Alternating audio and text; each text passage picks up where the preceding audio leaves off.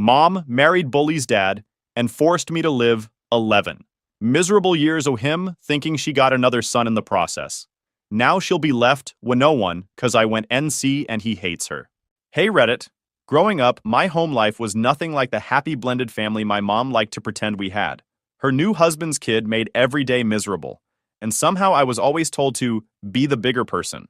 Years went by, things got worse instead of better, and eventually I walked away from all of them.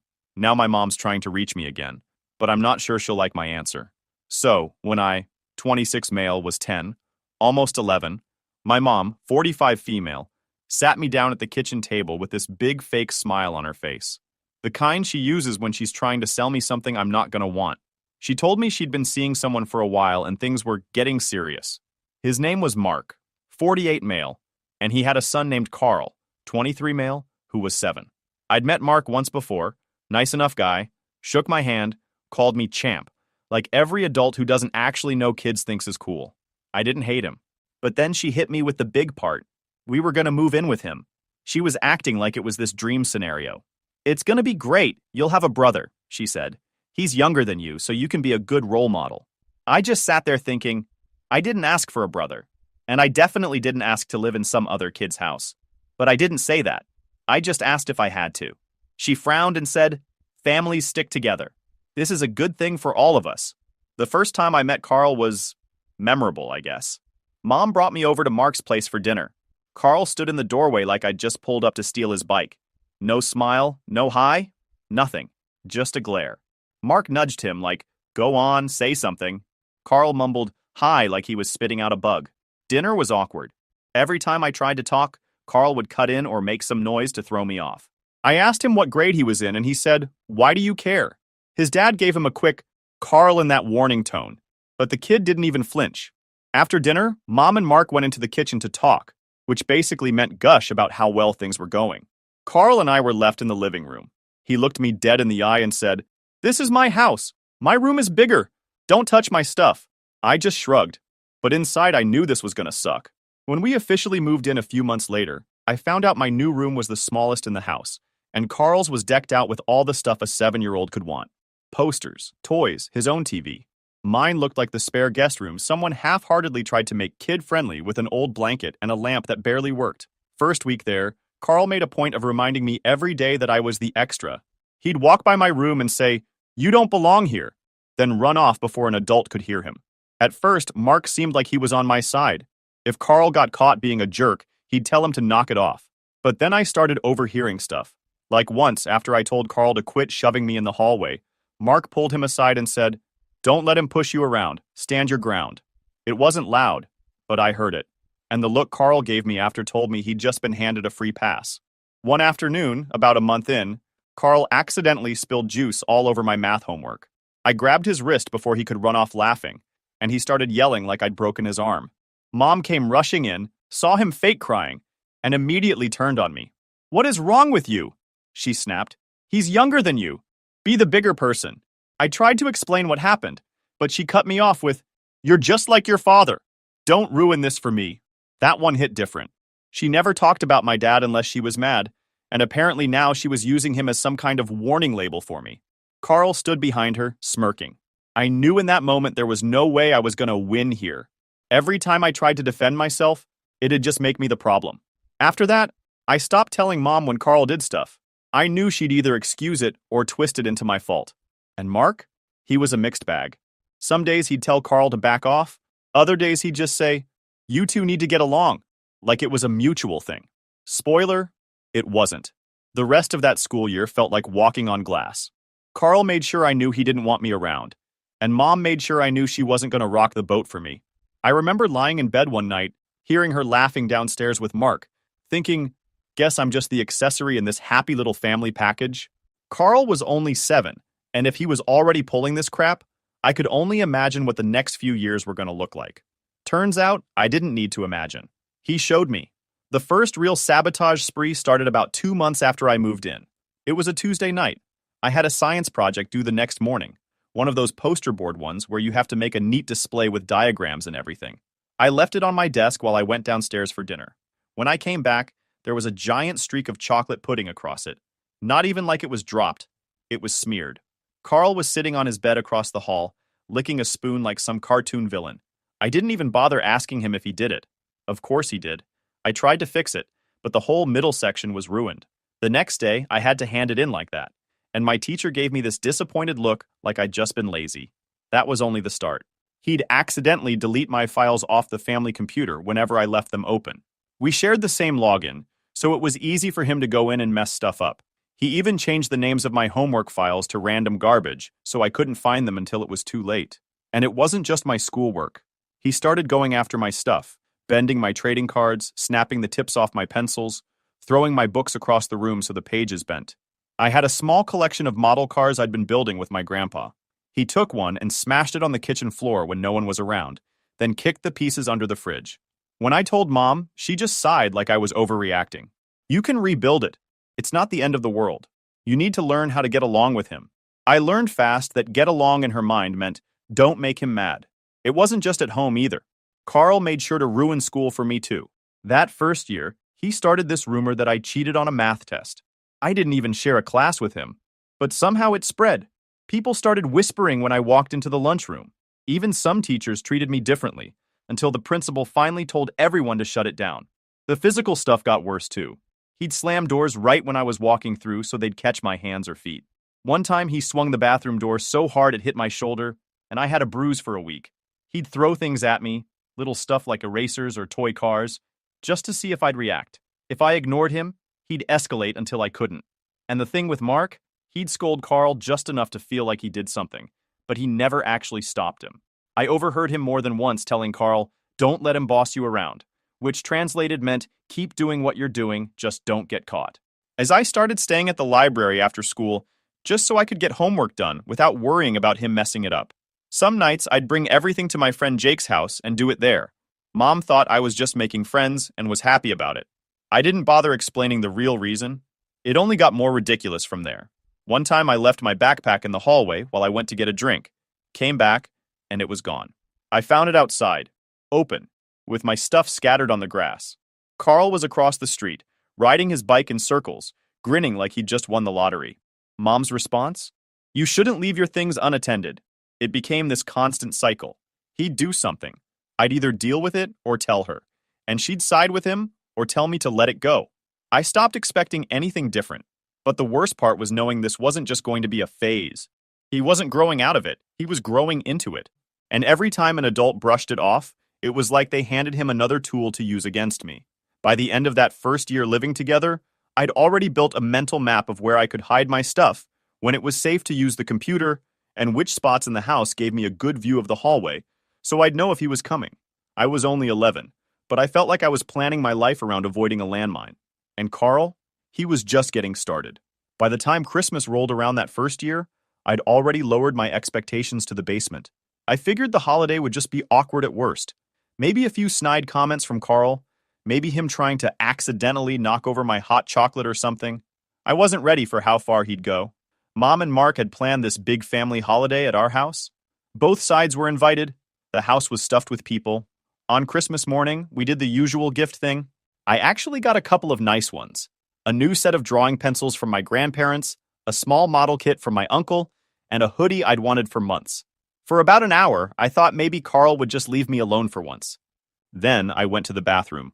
When I came back, my presents were gone from the couch where I'd left them. At first, I thought maybe Mom moved them. Then I saw it. The smashed model kit box in the trash, my hoodie stuffed into the fireplace grate, and my pencil set scattered across the kitchen floor with half the tips broken. Carl was standing there with two of his cousins, trying not to laugh. I just stared at him, and he gave me this little shrug like, "What are you going to do about it?" I lost it. I walked over and started picking up the pencils, and I told him he was pathetic. That's all I said. Pathetic. But of course, he immediately started yelling that I was attacking him. Mark came in, asked what was going on, and before I could explain, Carl's crocodile tears kicked in. Mom swooped in like she was rescuing a baby bird. "What did you do to him?" she demanded, like it was already decided I was guilty. "He destroyed my stuff," I said, holding up the pencil set like proof. She just crossed her arms. "You need to let these little things go. This is Christmas. I don't want any drama." I told her it wasn't little to me. That's when she hit me with it. Not the exact same as before, but close enough to make my stomach drop. You're starting to sound just like your father used to. Don't mess this up for me. Right there. In front of everyone, she told me that again. My face went hot, not even from embarrassment, but from how blatant she was about it. She wasn't even trying to hide that her priority was keeping this picture-perfect family image. And Mark? He didn't say a word. Just rubbed the back of his neck and looked away like if he didn't see it, it wasn't his problem. The rest of the day was worse. At Mark's parents' house later, Carl made sure to whisper stuff to his cousins about me. By the time lunch was served, I noticed I was the only kid sitting alone at the end of the table. The ones who normally talked to me were giving me these awkward side eyes, and when I asked one of them why, she just muttered, "Carl said you're mean." I caught Carl watching from across the table, grinning like he'd just pulled off the prank of the century. It wasn't just the kids either. One of Mark's sisters made a comment while passing me the bread. "You know, you could try being a bit friendlier. Carl says you keep to yourself a lot." Like I was the weird one for not enjoying being treated like garbage. By the time we got home, I was done talking to anyone. I went straight to my room and closed the door, only to come back later and find some of my old sketchbooks gone from the shelf. They weren't in the trash this time. I found them in a box by the garage door. "Why are my sketchbooks in here?" I asked Mom. "Oh, I'm making some space in your room," she said, barely looking up from her phone. "You don't use them anymore." "I use them all the time," I said, flipping one open to show the half-finished drawings. "Well, Carl needs somewhere to keep his Lego sets. You've got too much clutter anyway." That wasn't clutter. That was stuff I'd had since before we moved in. Stuff from before Carl was even in the picture. It hit me right then. She wasn't just letting him do whatever he wanted. She was actively helping. I started keeping my most important things in a backpack I took everywhere. Clothes, sketchbooks, anything I didn't want her organized or accidentally destroyed. The rest I knew was fair game for him. The audacity of it all wasn't even shocking anymore. It was just exhausting. If I spoke up, I was causing drama. If I stayed quiet, they took it as permission to keep going. And if I ever tried to defend myself, somehow I was the villain in the story. That Christmas was the turning point for me. It wasn't that I suddenly hated them. I'd been heading there for a while, but it was the first time I realized there was no winning. Mom wasn't going to back me up. Mark would only step in if it made him look like a good dad. And Carl? He'd just keep pushing because nobody was stopping him. They'd already made it clear. This wasn't my family. The problem was I was still stuck living with them. High school didn't magically make things better. If anything, it made Carl more creative with the crap he pulled. He was about 15 now, tall enough to actually match me in size, and quick to use that as some kind of intimidation card. I didn't scare easy, but it was a different kind of exhausting when you couldn't even walk down the hallway without wondering if someone was about to shoulder check you for fun. The accident happened during one of Mark's so-called family game nights. Carl had been smirking since we sat down, which meant he was cooking something. We were playing one of those games with a little spinner. When it was my turn to reach for it, Carl accidentally shoved the table. The board slid, my hand jerked forward, and my finger slammed straight into the corner of the table leg. I heard the crack before I felt it. Sharp, blinding pain shot up my arm.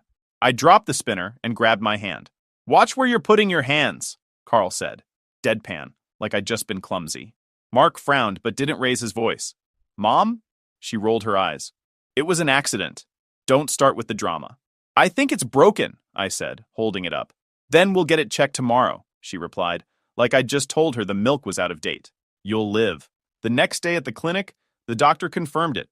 Hairline fracture. I wore a splint for weeks. Not once did Carl apologize. In fact, I caught him telling one of his friends at school that I punched a table like an idiot. The job sabotage came a few months later. I'd applied for a part-time job at a local bookstore. Perfect for me, quiet, steady, close to school. I was one interview away from getting it. That morning, I left my folder with my application and resume on the kitchen counter while I grabbed breakfast. When I came back, it was gone. Carl was in the living room, scrolling on his phone. I asked if he'd seen it. He shrugged. "Maybe you left it in your room." I tore my room apart. Nothing. Ended up having to print a backup copy at the library, which made me late. The interview was awkward, rushed, and I could tell the manager wasn't impressed. A week later, I found my original folder in the garage, stuffed under a box of Christmas decorations. That wasn't just petty. That was calculated. I told Mom, expecting at least a flicker of concern. She didn't even blink. "If you want a job, you'll figure it out. Stop blaming Carl for everything that goes wrong in your life." It was the same script every time. I was too sensitive. I held grudges. I needed to be the bigger person. She never once asked Carl if he'd done it. Didn't matter if it was obvious. By then, I'd stopped seeing Carl as some annoying stepbrother and started seeing him as a long-term problem. And the only way to solve that problem was to get out. I kept my head down for the rest of that year, focused on grades, and stacked whatever cash I could from small side gigs. I mowed lawns, walked dogs, did random computer fixes for neighbors, anything to build up an escape fund. Every dollar went into a little metal lockbox I hid in the lining of my backpack.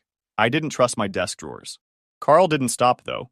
If anything, my quietness just made him bolder. He'd corner me in the hallway and mutter insults under his breath.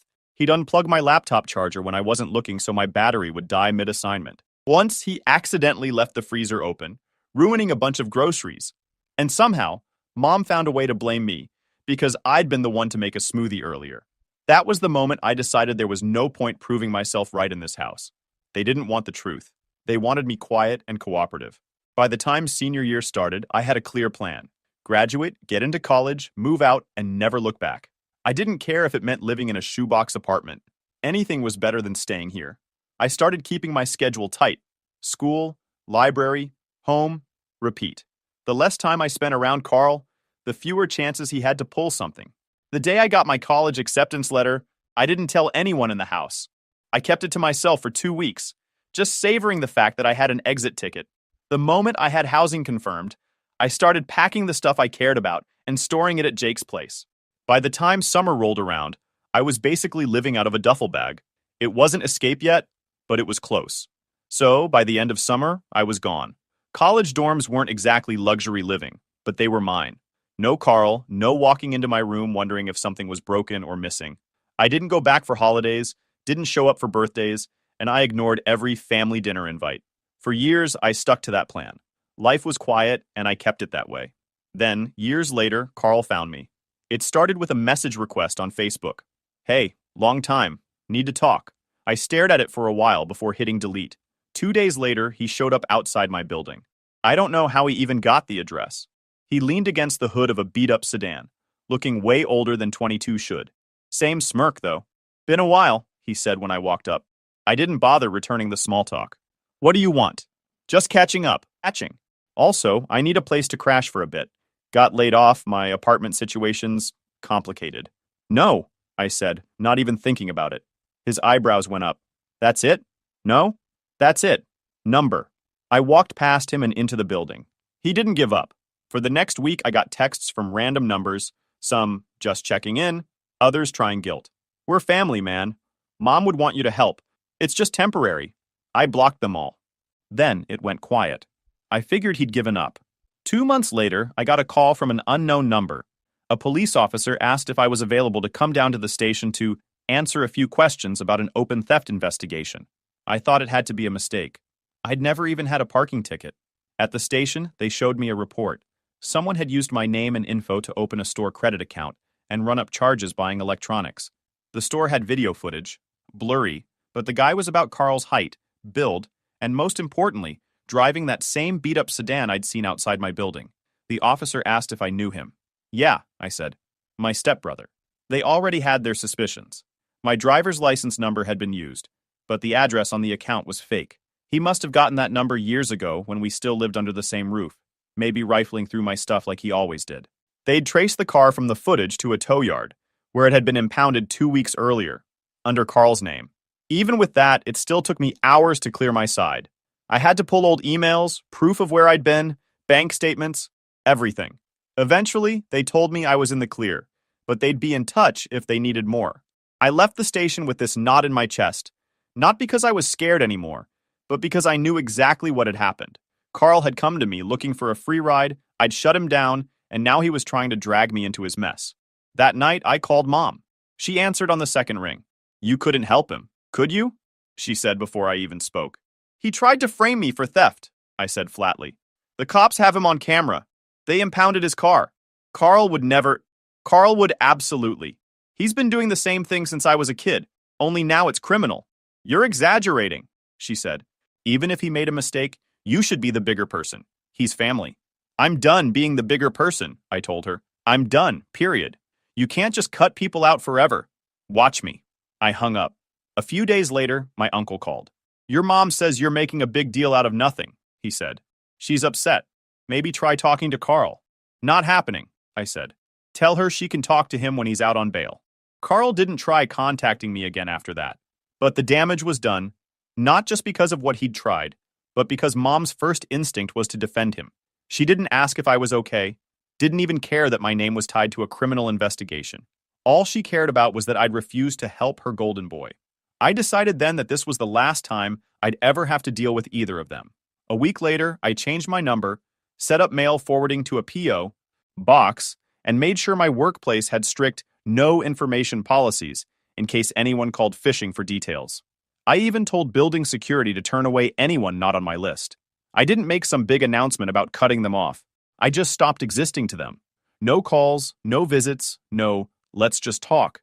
I knew if I gave them even a crack in the door, they'd shove it open and drag me right back into their chaos. The last thing I heard about Carl came from a coworker who knew someone in the same tow yard that had impounded his car. Apparently, he'd been caught shoplifting from a hardware store and spent a couple weeks in county jail before getting probation. I didn't smile when I heard it, but I didn't feel bad either. This wasn't just about him anymore. It was about making sure the door stayed shut, permanently. It had been months since I'd last heard from either of them, and I intended to keep it that way. But one Saturday, my grandparents called asking if I could help move some boxes in their garage. No drama, no hidden agenda. At least, that's what I thought. I pulled up around noon, grabbed a dolly from the corner, and started stacking old storage bins. About 20 minutes in, I heard the crunch of tires on gravel. A white SUV rolled up the driveway. My stomach tightened when I saw Mom step out. Carl climbed out of the passenger side, sunglasses on, hands in his pockets like he was arriving at some VIP event. "Look who's here," Mom said, like she'd just spotted an old friend. "Didn't know this was a family reunion," I said, keeping my eyes on the dolly. "Oh, don't be dramatic. We just happened to be in the neighborhood." "Yeah, sure," I muttered, sliding another bin onto the stack. Carl wandered over, leaning against the garage door. "Still holding grudges, huh?" I didn't answer. "Guess some people can't grow up," he added, smirking. I kept moving boxes until he spoke again, louder this time. "You know, about that whole crime thing. Total misunderstanding. You really overreacted, man." That made me stop. I set the box down, turned to face him. "Misunderstanding? You used my name and my ID number to steal from a store." Carl shrugged. "Allegedly." Grandma came out from the kitchen, drying her hands. "What's going on out here?" "Nothing," Mom said quickly. "Just catching up." "Not nothing," I said, raising my voice so she couldn't smooth it over. "Your son tried to pin a theft on me, and you defended him. Just like you've defended him every time he's done something." Mom's face tightened. "This isn't the place." "No, this is exactly the place," I pointed at Carl. "Christmas gifts? Smashed? Science projects? Ruined? Fake rumors at school? That was him. My job application for the bookstore? He hid it in the garage so I'd miss the interview. The accidental broken finger during game night? Yeah, not so accidental. And then, when all else failed, he tried to make me look like a criminal." Carl laughed under his breath. "Man, you keep a list?" "I keep proof," I said, pulling a small folder from my backpack. I'd brought it for something else, but it worked perfectly now. I opened it and held up the printed screenshots from the police report. The impound record with his name. The still frame from the store camera showing his car. "Recognize this? That's your car. That's your name. And this is the only reason I'm not sitting in a holding cell right now." Grandpa stepped closer to look. Grandma's eyes narrowed at Carl. "Is this true?" she asked. Carl's smirk faltered for half a second before he recovered. "That's not the whole story. It's the only story that matters," I said. Mom stepped forward, grabbing my arm. "You're trying to embarrass me in front of my parents?" "No, I'm making sure everyone knows what you've been covering up for over a decade," I shot back. "You're acting just like your father," she snapped. "Always looking for a fight, always playing the victim. And you're acting just like you always have, putting your image above your own kid." The silence after that was sharp. Grandpa looked between us, but no one moved. Carl finally broke it with a low chuckle. "Man, you really haven't changed." "Neither have you," I said. "Which is why this is it. I'm done. I don't want calls, I don't want visits, and if I see either of you at the store, I'll turn the other way. You're blocked. Permanently." Mom's face went red. "You can't just cut us out." "Watch me." I grabbed my keys from the workbench and walked past them. Grandma called after me, but I kept going. I could feel Mom's glare on my back, and Carl's smirk was burned into the side of my vision. But I didn't turn around. As I got into my car, I heard Mom's voice crack into that high-pitched tone she used when she was losing control. "You're ruining this family!" From the driver's seat, I called back, "It was already ruined. I'm just not living in it anymore." Then I shut the door and pulled out of the driveway. Later that night, my phone buzzed with a text from my uncle. "Heard you had a showdown at Grandma's. On the ride home, Carl blew up at your mom. Guess getting called out in front of our grandparents bruised his ego.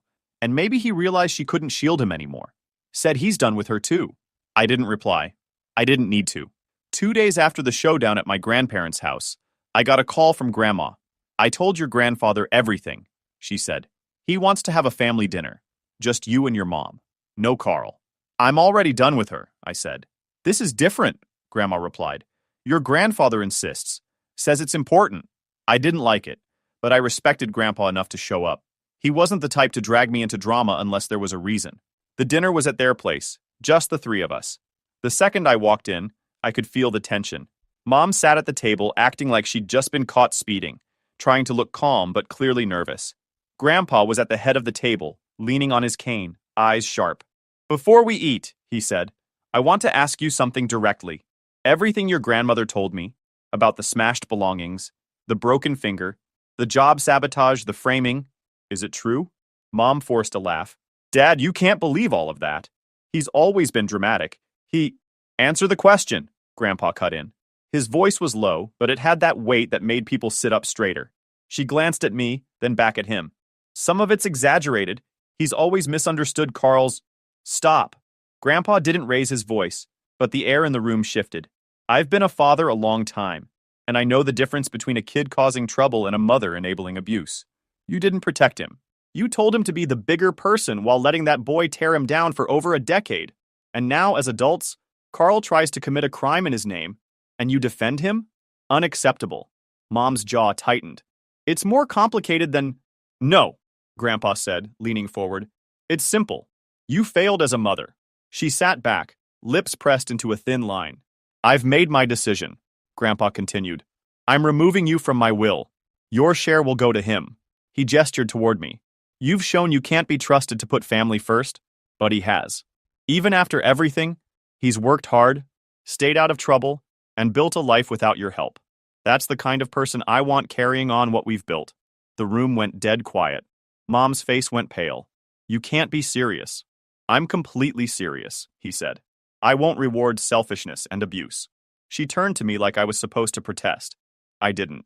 I just stared back at her. Grandpa pushed his chair back and stood. "Dinner's in the kitchen. Eat if you want, leave if you want. But as far as I'm concerned, this conversation is over." I didn't touch the food. I got up, thanked him for being honest, and walked out without saying a word to her. As far as I was concerned, she'd finally been forced to hear the truth, and I didn't have to be there for the fallout. That night, I cut her off for good. No more drawn-out arguments, no more second chances. She could over what Grandpa said, she could cry about the will, she could try to spin it any way she wanted. And she did try. Over the next few weeks, I started getting random calls from numbers I didn't recognize. Some were wrong numbers, but the pauses before the voice spoke told me she was sitting there, listening to me say hello, deciding whether to talk or hang up. Then came the messages through other people. My uncle, a couple cousins, even one of Mark's sisters. "She just wants to talk," they'd say. "She's sorry. She's not the same person anymore." But I knew exactly who she was. She'd been the same person since the day we moved into that house, and the only reason she was trying now was because her golden boy had cut her off too. I'd already heard from Grandma that Carl barely speaks to her these days. Their relationship fractured after that blow-up in the car. Without him, without me, without Mark's family backing her like they used to, she was left with nobody who'd play into her version of reality. Grandma told me she spends most of her time at home, not getting invited to things as much.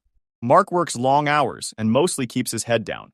He's never confronted me about any of it, but he hasn't exactly stood up for her either. Just stays neutral, like if he ignores it long enough, it'll vanish. Carl keeps his distance, and her own parents aren't taking her side anymore. The woman who once paraded her perfect blended family to anyone who'd listen was now sitting in a half-empty house, surrounded by the consequences she swore would never touch her. Every time someone tried to mediate, I shut it down the same way. "I'm done. She made her choice years ago. I didn't hate her. Hate takes too much energy. I just wasn't going to sit in a room with her so she could half apologize, shift the blame, and try to rewrite history. I wasn't going to let her into my future so she could drag old wounds into new places. She could call, she could beg, she could send letters. They'd all go unanswered. Grandpa's words at that dinner stuck with me. I won't reward selfishness and abuse. For the first time in my life, someone had said it out loud in front of her, without sugarcoating, without excuses. I didn't need to add anything to that. So I let the silence do the rest. Mom's alone now, and not because of some twist of fate or misunderstanding. She's alone because she built a life where everyone else's comfort came second to her own image. And when that image cracked, so did the people who used to stand beside her. I don't plan to see her again. Not at family gatherings, not in hospital rooms, not at funerals. Some doors stay shut because opening them would just let the same storm back in. And mine? It's locked. Permanently. On my birthday, my brother hit my 14-year-old son with a baseball bat and broke his hips. My parents defended him and called it a man teaching a lesson. I protected my kid instead and watched their perfect family title burn to ash. Hey Reddit, my family's always treated my brother like a saint and me like the problem. I built my own life, my own success, and kept my distance. But turns out, walking away wasn't enough. They brought the chaos right to my doorstep. Let me start from the beginning. My name's William Carter, and I've spent 20 years earning a living the hard way. Long days, calloused hands, and jobs done right. I run a small construction company in Spokane, Washington, building custom homes. It's honest work, and the house my family lives in? I built it myself, beam by beam. My wife Maria keeps me grounded. Quiet strength, tougher than most men I know. Our kids reflect both of us. Noah, 14, loves taking things apart and rebuilding them. Lily, 12, sees through people faster than I ever could. The only tension in my life comes from outside these walls. My brother Paul, 38, still blames the world for his failures. And my parents, Robert and Helen, enable him. They call me lucky. Pretend my success just happened. Paul's always been the golden child. I'm just the proof they can't ignore. A week before my 40th birthday, Maria suggested a backyard cookout. I wasn't interested in attention, but she smiled that knowing smile and said it was for the kids. I gave in. One simple celebration, family and friends. Nothing fancy. At least, that's what I thought. I called my parents out of courtesy. My mother sounded thrilled, asked what she could bring. My father just grunted something about, as long as it's not one of those show-off parties. Then Paul called. He laughed through the phone, that smug tone he always uses when he's got nothing else to offer. Big man turning 40, huh? Bet you're grilling steak with that contractor money. It's just a cookout, I said. Yeah, he chuckled. I'm sure it is. Must be nice having everything work out for you. I almost hung up, but instead I said, show up if you want, Paul. Just don't bring drama. But he laughed again and said he wouldn't miss it for the world. Later that night, my mother called back. William, keep things civil, she said. Your brother's been under pressure. People talk when families fight. Then he can behave himself, I told her. She sighed. That disappointed tone I've known my whole life. You know how your temper can be. After I hung up, I sat out on the porch. The sky was clear, the kind of quiet that makes you think about the years behind you. I thought about what Maria had said, how the kids wanted to celebrate, and I felt something between pride and unease. I've spent my whole life earning respect the hard way. When men talk to me, they know I mean what I say. When someone crosses me, they don't get a second chance. That's not ego. It's survival. You set a line early in life, or people walk all over you. As the cookout got closer, Maria handled most of the planning. The kids made decorations and talked about grilling marshmallows after dark. Watching them, I reminded myself why I was doing it. For them. Still, I couldn't shake the feeling that something was waiting under the surface. I told myself it would be fine, that I could hold it together for one night. But I also made a promise. To myself, not anyone else. If anyone brought disrespect into my home, I wouldn't look the other way this time. Not from Paul, not from my parents, not from anyone. Everyone's got a breaking point. Mine was closer than I realized. By late afternoon, the backyard was alive with smoke, chatter, and the smell of grilled meat. My father, Robert, had parked himself near the cooler, beer in hand, holding court like it was his job. I didn't look up. He'd been doing that all day, complimenting Paul for surviving his own laziness, pretending it was character. My mother, Helen, was hovering near Maria at the buffet table. Every sentence started as a compliment and ended as a critique. These are lovely sides, dear. Though you might want to keep the potato salad on ice longer next time. Mayo spoils quick. Maria just smiled, polite and unbothered. the way she always is when someone tries to get under her skin. Paul had arrived an hour late, wearing sunglasses like he was avoiding daylight. He'd slapped my back, called me birthday boy, then looked around the yard like he was inspecting someone else's success. "Nice setup, Will," he said. "Guess construction money buys a decent backyard." I didn't bite. "Hard work does," I told him, turning back to the grill. Throughout the evening, he kept tossing out little jabs. "You still swinging that hammer yourself? Or you got guys doing the dirty work now? Bet you pay someone to mow this perfect lawn too, huh?" He wanted a reaction. He didn't get one. Across the yard, Noah was showing his new electric skateboard to the cousins. The board was sleek, his pride and joy. He'd spent weeks helping me with odd jobs to earn it. The kids circled around as he explained how the throttle worked. Then Jake, Paul's 15-year-old son, swaggered in. "Cool board," he said, grabbing it before Noah could answer. He kicked off and started circling the yard, accelerating fast. The other kids cheered until he nearly clipped a lawn chair and almost crashed into the fence. "Jake, stop!" Noah called out. He sounded calm, just firm. "Give it back before you break it." Jake smirked and swung around. "Relax, dude. It's just a toy." "It's not a toy," Noah said. "It's mine. Hand it over." Before Jake could respond, Paul's voice cut through the laughter. "Hey, don't talk to him like that." The yard went quiet. Everyone looked up. Paul swaggered over, beer in one hand, that half grin on his face. "You don't snatch things from your cousin and start barking orders. You're acting spoiled." Noah blinked, confused, but stood his ground. He took it without asking. "I just want it back." Paul chuckled. "Kid, when your old man teaches you some manners, maybe you'll understand family shares things." That's when I stepped forward. "He earned that board, Paul," I said, voice steady. "If you've got a problem, take it up with me." The silence after that was heavy, the kind where everyone holds their breath. Paul turned to face me fully. His eyes were glassy, cheeks flushed from beer. "Oh, come on. Don't tell me you're raising another soft one. Back in our day, a kid would have handed it over and learned some respect." I didn't move. "He's got respect. You just can't tell the difference between respect and obedience," Robert muttered from his seat, loud enough for everyone. "You're too aggressive these days, son. Always spoiling for a fight." I heard him, but I didn't answer. I looked at Noah instead. "Go inside, bud. Put the board away." Noah picked it up, nodded once, and walked toward the house without another word. Paul watched him leave, shaking his head, muttering something about raising soft men. I caught Maria's eyes across the table. She was tense, jaw tight but silent. She knew the line had just been drawn. For a few minutes, the air in the yard was thin. My crew glanced at me, waiting for a cue. I went back to the grill, flipped another steak, acted like the moment was gone. But it wasn't. Paul slammed his beer down on the table, foam spilling over. "You know what, Will? You think money makes you better than everyone here. But you've forgotten what family even means." "Family," I said without looking up, "means knowing when to shut your mouth at another man's house." A few guests tried to laugh it off, pretending the tension wasn't thick enough to choke on. Maria moved closer to the kids, her eyes scanning Paul like she could already see the trouble coming. Paul stared at me for a long second, then turned toward the cooler, grabbed another beer, and stumbled off toward the garage at the side of the house. Through the open side door, the garage cam blinked green above the workbench. His shoulders were stiff, jaw locked, the look of a man who decided he needed to prove something. I watched him go, my gut tightening. He didn't look angry. He looked dangerous. Maria came up beside me, voice low. "You should tell him to leave." "Not yet," I said. "If he wants to act up, let him do it where everyone can see. I'm not chasing him." She didn't argue, but she didn't look convinced either.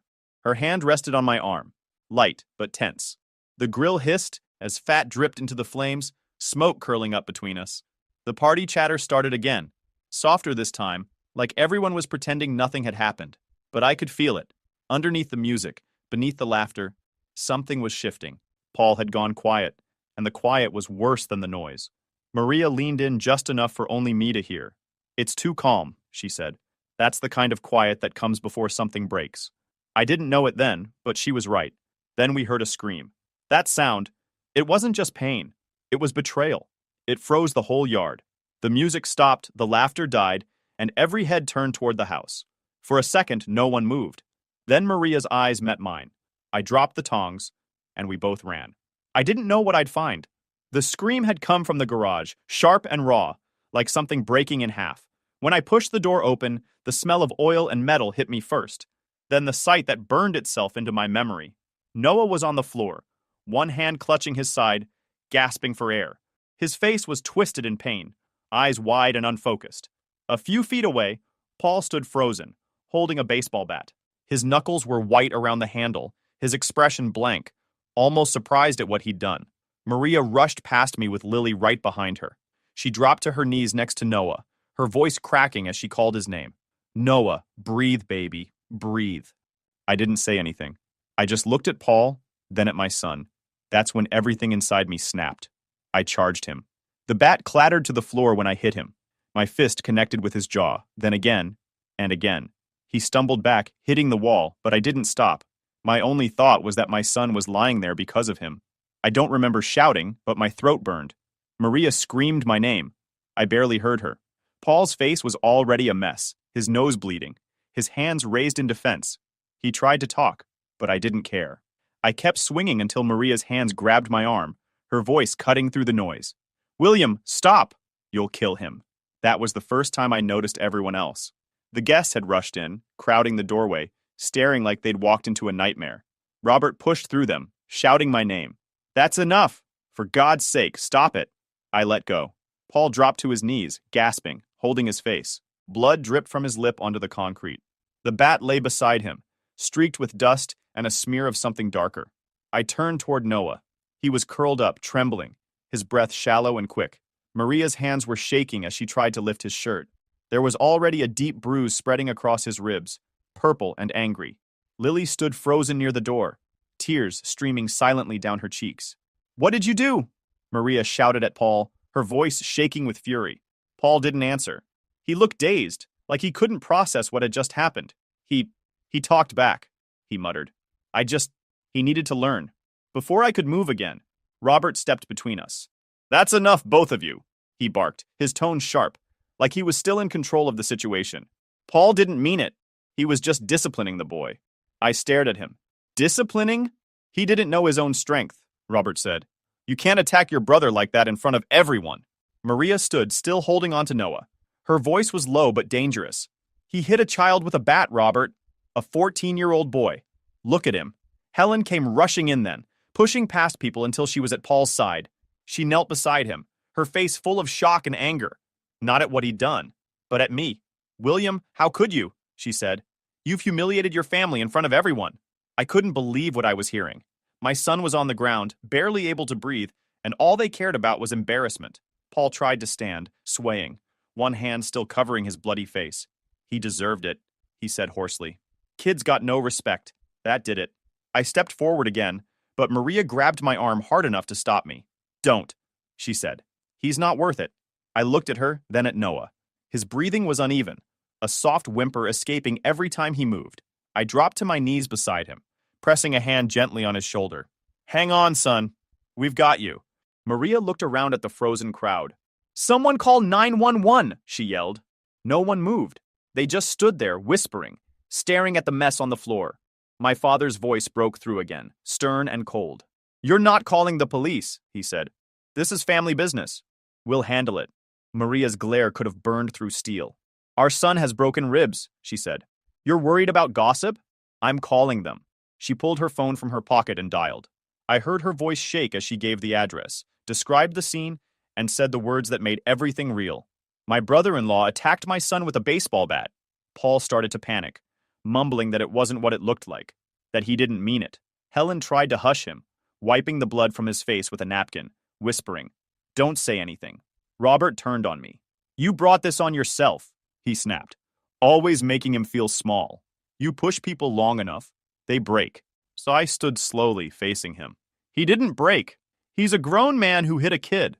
There's a difference. For once, Robert didn't have a comeback.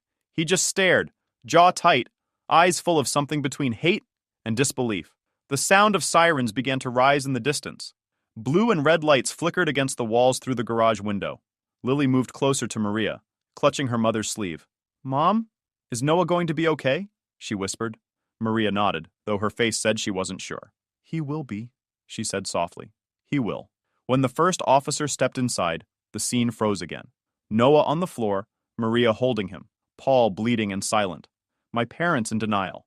The officer's eyes moved across all of us before settling on the bat. Who called this in? He asked. Maria raised her hand. I did. she said. He looked at Paul. You the one with the bat? Paul didn't answer. He just looked down, breathing hard. The officer sighed, radioing for paramedics. All right, he said. No one leaves unless you're with the medics. We're going to sort this out. As they started their work, I knelt beside Noah again. He tried to speak, but couldn't. I pressed his shoulder gently. Save your strength, I said. We're right here. A second team went to Paul, who sat slumped against the wall with blood on his face. A medic pressed gauze to his lip and called out, possible nasal fracture. My father, Robert, stepped in front of the officers like he owned the place. This is family business, he said. We'll handle it ourselves. I moved between them. Family or not, that man hit a child with a weapon. The officer didn't argue. We'll need statements, he said, nodding to his partner. Get photos of the bat. The ambulance doors shut behind Noah and Maria, with Lily climbing in after them. When the doors closed, the yard went quiet except for the radios crackling on the officers' belts. Paul was taken into the second ambulance, his face a blur of bruises and resentment. At the hospital, the air smelled like disinfectant and metal. They pushed Noah into a small ER room, nurses working fast. A doctor ran her fingers along his ribs, then looked up at me. 2 fractures on the right side, she said. We'll order a scan to check for internal damage. Maria's composure broke then. She turned her face away, tears coming fast and silent. I stayed beside the bed, hand resting on Noah's shoulder. The only sound was the machines beeping steady. Across the hall, Paul sat in another exam bay, guarded by a police officer. His face was swollen, eyes bloodshot. When our eyes met, he smirked like he still thought he had control. I turned away. A detective came in with a recorder and notebook. Tell me what happened, he said. I gave him the short version. I heard my son scream. When I got there, Paul was standing with a bat. My son was on the ground. I reacted. The detective nodded. We'll take the footage from your home cameras. We'll need both your statements again later. While we waited, Noah started to stir. His eyes opened slowly. Dad? His voice was faint. Every breath a wince. I'm here, I said. He swallowed hard. He came in yelling. Said I disrespected him. I told him I wasn't trying to be rude. Then he grabbed the bat. He stopped to breathe. I turned to leave, and he swung. Felt like my ribs cracked. Maria wiped his forehead. It's over, she said softly. You're safe now. The CT results came back clean. The doctor returned, clipboard in hand. 2 fractured ribs, no organ damage. We'll manage the pain, fit a soft support, and focus on breathing exercises. He needs rest. Maria thanked her, voice trembling. I stood back, watching the doctor fit a soft support and coach him on breathing. Every slow breath made him wince, but he didn't complain. A woman from Child Protective Services arrived, mid-40s, calm, direct. She introduced herself and asked to speak with us privately. We followed her into a small waiting room off the hallway. Has Paul ever acted violently toward your family before? She asked. No, Maria said. He drinks. He yells. But this, never. Any history of fights or threats? He's thrown things, I said. Tonight he used a bat. The agent took notes, steady and methodical. Based on what I've heard, this qualifies as assault on a minor with a weapon. CPS will request a temporary no-contact order for your household, and the police will pursue the criminal charges. Do it, I said. She looked at Maria. You did the right thing calling 911. Maria nodded, holding the tissue crumpled in her fist. It didn't feel like I had a choice. When we stepped back into the hallway, my parents were there. Robert's expression was tight, his anger hiding under a thin layer of control. Helen stood beside him, red-eyed and trembling. Robert didn't waste a second. You've humiliated this family, he said. Bringing the police into our business? You've destroyed your brother. He destroyed himself, I said. He hit my kid. Helen's voice cracked. You didn't have to make a scene. We could have handled this quietly. Quietly? Maria snapped before I could speak. Our son is lying in a hospital bed. Robert pointed at me. You've always been the same. Ready to make Paul look bad. I stepped closer. You protect the wrong people. Don't ever set foot in my house again. He didn't back down. Watch your mouth, son. I looked him straight in the eye. No, watch yours. For a long second, no one said anything. Then he took Helen's arm and turned away. They walked down the hallway without looking back. Maria exhaled, slow and shaky. That's it then, she said. Yeah, I said. That's it. The detective returned with a clipboard. Paul's being charged with assault in the 2nd degree. Deadly weapon, he said. He'll be transported once he's medically cleared. CPS has already requested an order of no contact. Good, I said. He nodded. We'll contact you for follow-up. Noah was dozing when we went back to his room. Lily sat beside him, tracing small circles on the blanket. Maria read the discharge papers aloud, checking every instruction twice. I stepped into the hall and grabbed 2 coffees from the vending machine. The bitterness helped keep me steady. When I came back, the doctor was finishing the wrap and handing over a prescription. Pain meds, no sports, no heavy lifting. If he struggles to breathe, bring him back immediately. Noah managed a weak grin. Guess no skateboarding. Not for a while, I said. They released him just before dark. Outside, the air smelled like rain. I helped Noah into the truck, buckled him carefully, while Maria and Lily climbed in behind. The drive home was quiet. Every streetlight flickered across the windshield in slow rhythm. Maria reached over and rested her hand on my arm. I didn't need to say anything. At the house, I got Noah settled on the couch, propped up with pillows, a blanket tucked around him. Maria locked every door, checked every window. Lily stayed by her brother until he drifted off. I stood in the kitchen looking out at the dark yard.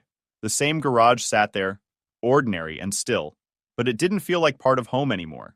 Something had changed in those walls. From now on, nobody, not family, not anyone, would make my kids feel small or unsafe again. Whatever it cost, that line wasn't moving. A week later, the house had gone quiet again. Noah was healing, wrapped in his rib brace, moving slow but steady.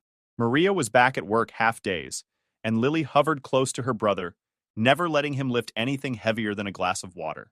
That morning, I sat at the kitchen counter with my coffee, reviewing invoices. The sun was just breaking over Spokane, lighting the edge of the yard. It was the first morning that almost felt normal. Then, the doorbell rang. 2 quick presses, a pause, then one more. I knew that rhythm. I set my mug down and walked to the door. Through the frosted glass, I saw Paul. One arm in a sling, face half covered by sunglasses, same cocky stance as always. Even with a temporary no-contact order already in place, he showed up at my door. I opened the door halfway. "You shouldn't be here." He grinned like it was a joke. "Relax. I'm not here to fight, just to make things right. There's nothing left to fix." Paul reached into his jacket and pulled out a thick envelope, waving it like a prop. "This'll cover the hospital bills, and then some. Tell Noah to forget what happened, and we can all move on." I stared at the envelope, then back at him. "You think you can buy silence?" He smirked. "It's called being practical. You drop the charges, I cover the damage. Everybody wins. You get to stop acting like the hero." I nodded toward the security camera above the porch light. "Say that again for the recording." His grin faltered. His eyes flicked up to the lens, then back to me. "You're unbelievable," he muttered. "Always have to prove you're better than me." "Better?" I said. "No. Just not a coward who hides behind money." His nostrils flared. "You think you're righteous? You're pathetic. Dad's right. You've always been full of yourself." I kept my voice level. "Leave, Paul, before you make it worse." He stepped closer. "Worse.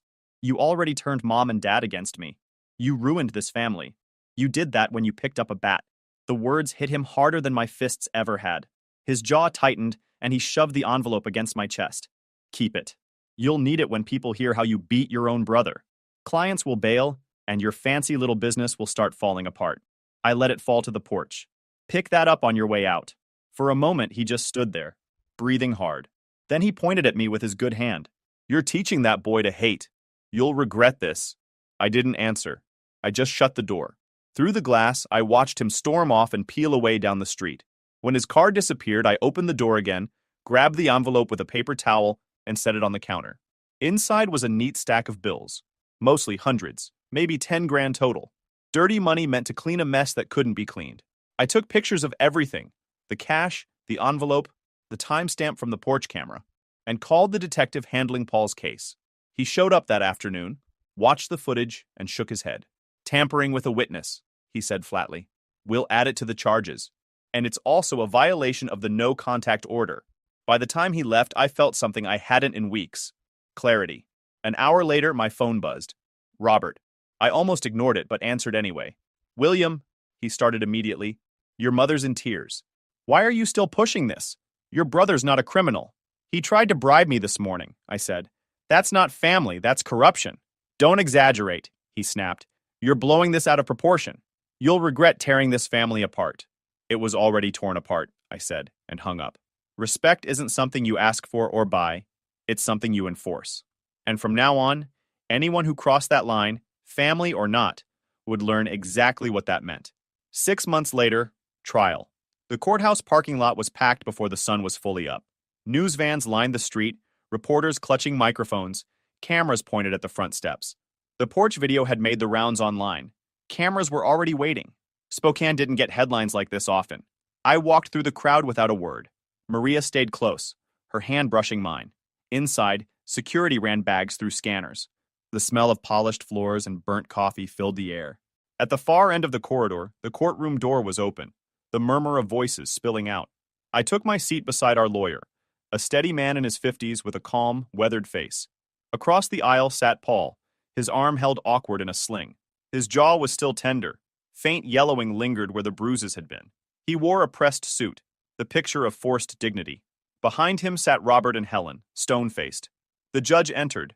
The bailiff called order, and the noise settled.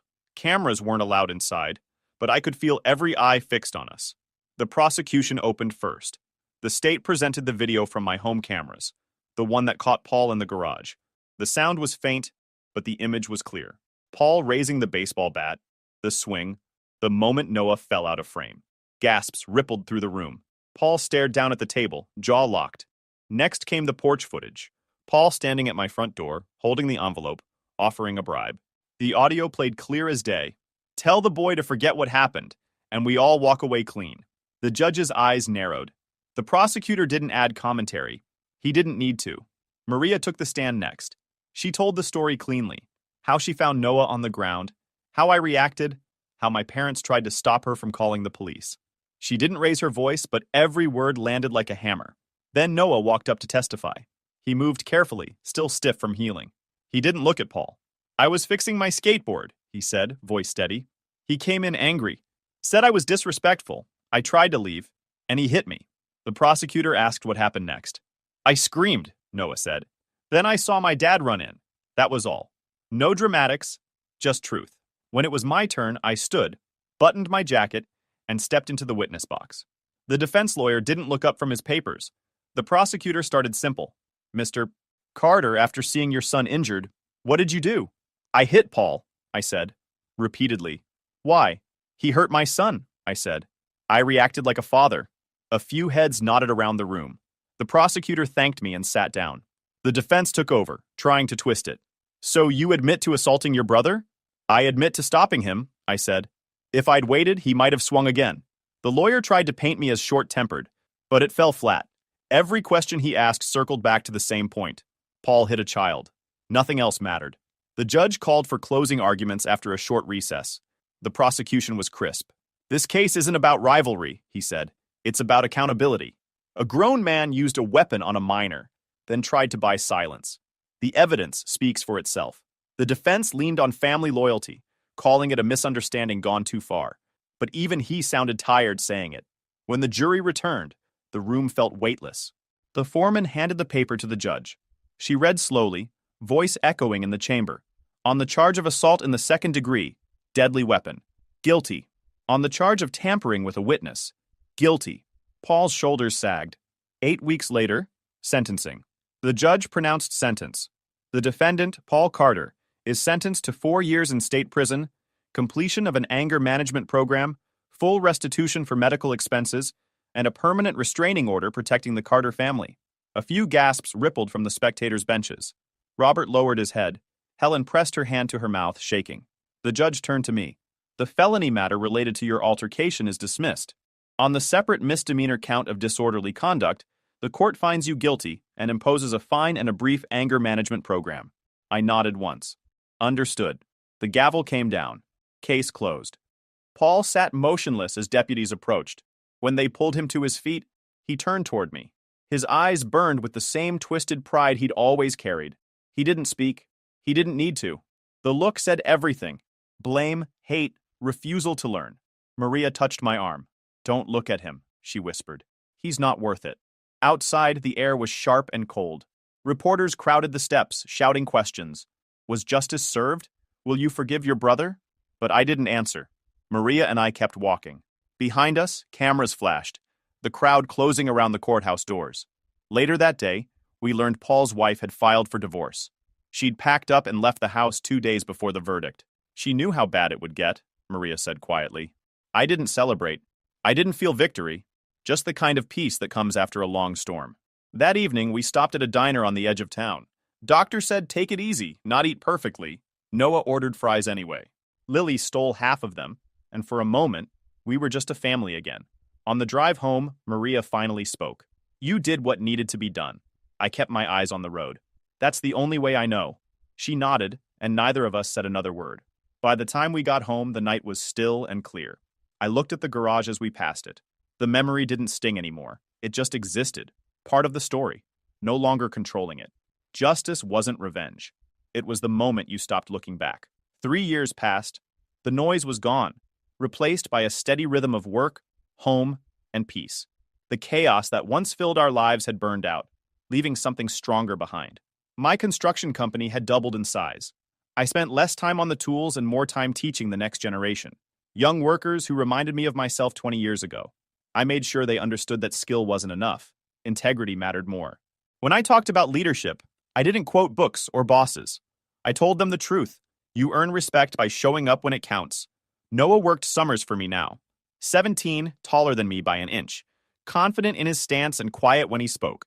He was saving for college, planning to study engineering. Watching him handle blueprints and power tools with that calm focus made something settle in my chest. He'd turned the pain into drive. Lily, 15, had become sharper with age. She spoke her mind without hesitation, and I never discouraged it. She called out nonsense when she heard it, even from me. She was the kind of girl who'd never let anyone walk over her, and I was proud of that. Maria's garden had become her kingdom. Rows of flowers stretched along the fence, neat and alive. She said the work calmed her, but I knew it was more than that. It was how she rebuilt balance. She never talked about Paul or my parents anymore. Neither did I. Paul was still serving his sentence. Paul was 3 years down, 1 to go. I hadn't seen him since the day deputies took him from the courtroom. I didn't need updates. The system could handle him now. As for Robert and Helen, they faded out of our lives like background noise after a storm.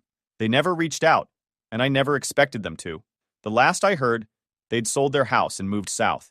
I didn't send a forwarding address. I thought cutting them off would leave a hole, but it didn't. It left room. Space for the kind of peace I'd never known before. One Saturday in July, the 4 of us gathered in the backyard, the same yard where everything once shattered. The air was warm, the fire pit crackling. Noah had grilled steaks. Lily was roasting marshmallows. Maria sat beside me, her hand resting on my knee. The smell of wood smoke mixed with her perfume. It felt like the world had finally exhaled. Noah leaned back in his chair. You remember that old skateboard? He asked with a grin. Maria smiled. The one that caused all this? He laughed. Yeah, I still have it in the garage. Thought about fixing it up. Maybe hanging it on the wall. Keep it, I said. A reminder of how far you've come. He nodded, quiet again, watching the flames dance. Lily tossed a burnt marshmallow into the fire and said, Can I take the truck tomorrow? I want to meet Ava at the bookstore. Maria raised an eyebrow. You're 15. I'll drive slow, Lily said, smirking. I shook my head. Not yet, kiddo. Learn patience first. She rolled her eyes but smiled anyway. The moment passed with laughter. Small, easy, real. The sun started to dip behind the trees, painting the sky orange. Firelight flickered across their faces, and for the first time in years, the house felt whole. The same backyard that once echoed with shouts now carried only the sound of my kids' voices and the hum of crickets. I looked at Maria, her eyes reflecting the glow of the fire. You ever think about them? I asked quietly. She shook her head. Not anymore. We built something better. I nodded. Yeah, we did. The truth was simple. Peace didn't come from forgetting what happened. It came from refusing to let it define us. I used to believe blood meant loyalty, that family was automatic. But I learned that isn't true. Blood doesn't mean loyalty. You earn that through actions, not last names. Loyalty is standing up when it matters. It's choosing what's right even when it costs you something. It's Maria holding our family together. It's Noah fighting through pain without bitterness. It's Lily's honesty, sharp and fearless. That night, I leaned back in my chair, feeling the heat from the fire on my hands. The stars were starting to come out. The yard glowed with string lights Noah had hung last summer, and the sound of the kids laughing drifted through the air. Maria reached over and took my hand. I looked at her, then at the house, the yard, the life we'd fought to protect. A man's job is simple. Protect what's his. I don't start fights, but I finish anything that comes for mine. The fire cracked again, sending a spark into the night, and I let it burn. YouTube just dropped this new hype feature. If you're hooked on this story, smash that hype button. It tells YouTube this video deserves to blow up, and it keeps even crazier stories coming your way. My family only invited me to the birthday party, so they could brag about my sister's success after 15 years. Still doing that manual labor stuff, huh? She snickered, loud enough for everyone to hear, and they all laughed like it was a punchline. So I smiled, handed her my business card, and watched her go pale when she realized who signed her company's paychecks. What's up, Reddit? Names changed for obvious reasons, but this actually happened. Still processing it all, to be honest. I, 32 male, live in the suburbs outside Denver with my wife Emma and twin boys Connor and Tyler, both 6. Own a pretty successful landscaping and property management company now, but it wasn't always like this. 16 years ago, I was sleeping in my truck eating gas station sandwiches. Last Tuesday, I'm in my office reviewing proposals for a new corporate campus maintenance contract when my phone rings. Unknown number from my old area code. Almost sent it to voicemail, but something made me answer. David? Is that you? I knew that voice instantly, even though I hadn't heard it in over a decade. My mother. Yeah, it's me, I said, trying to keep my voice steady. Oh, honey, I've been wanting to call for so long, but, well, you know how things ended between us. How things ended? Lady, you ended things when you chose your golden child over your own son. She went on about how she got my number from my Uncle Pete, the only family member who ever gave a darn about me, and how she's been following my success from afar. Real convenient timing, though, because apparently Amanda, my older sister and the family princess, was having her 36th birthday party this weekend. The whole family will be there, David. It would mean so much if you came. We could finally heal. I told her I'd think about it and hung up. Emma found me just staring at my phone looking like I'd seen a ghost. That was your birth family? She asked softly. I nodded. After 16 years of silence, suddenly they want a reunion. Right when Amanda needs something, probably. Growing up in that house was like being the understudy in someone else's play. Amanda was 3 years older, and from day one she was the star. Beauty pageants, dance competitions, expensive art classes.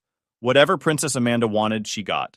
Me, I was the afterthought. The kid who got dirty, worked with his hands, and wasn't sophisticated enough for their suburban social circle. Every dinner conversation revolved around Amanda's latest accomplishment. Amanda won first place in the regional dance competition. Amanda's art teacher says she has real talent. Amanda got accepted to that prestigious summer program. And me sitting there thinking, what about the garden I designed for our neighbor? What about organizing the community cleanup project? What about getting straight A's in environmental science and business math? But no, manual labor wasn't respectable in their eyes.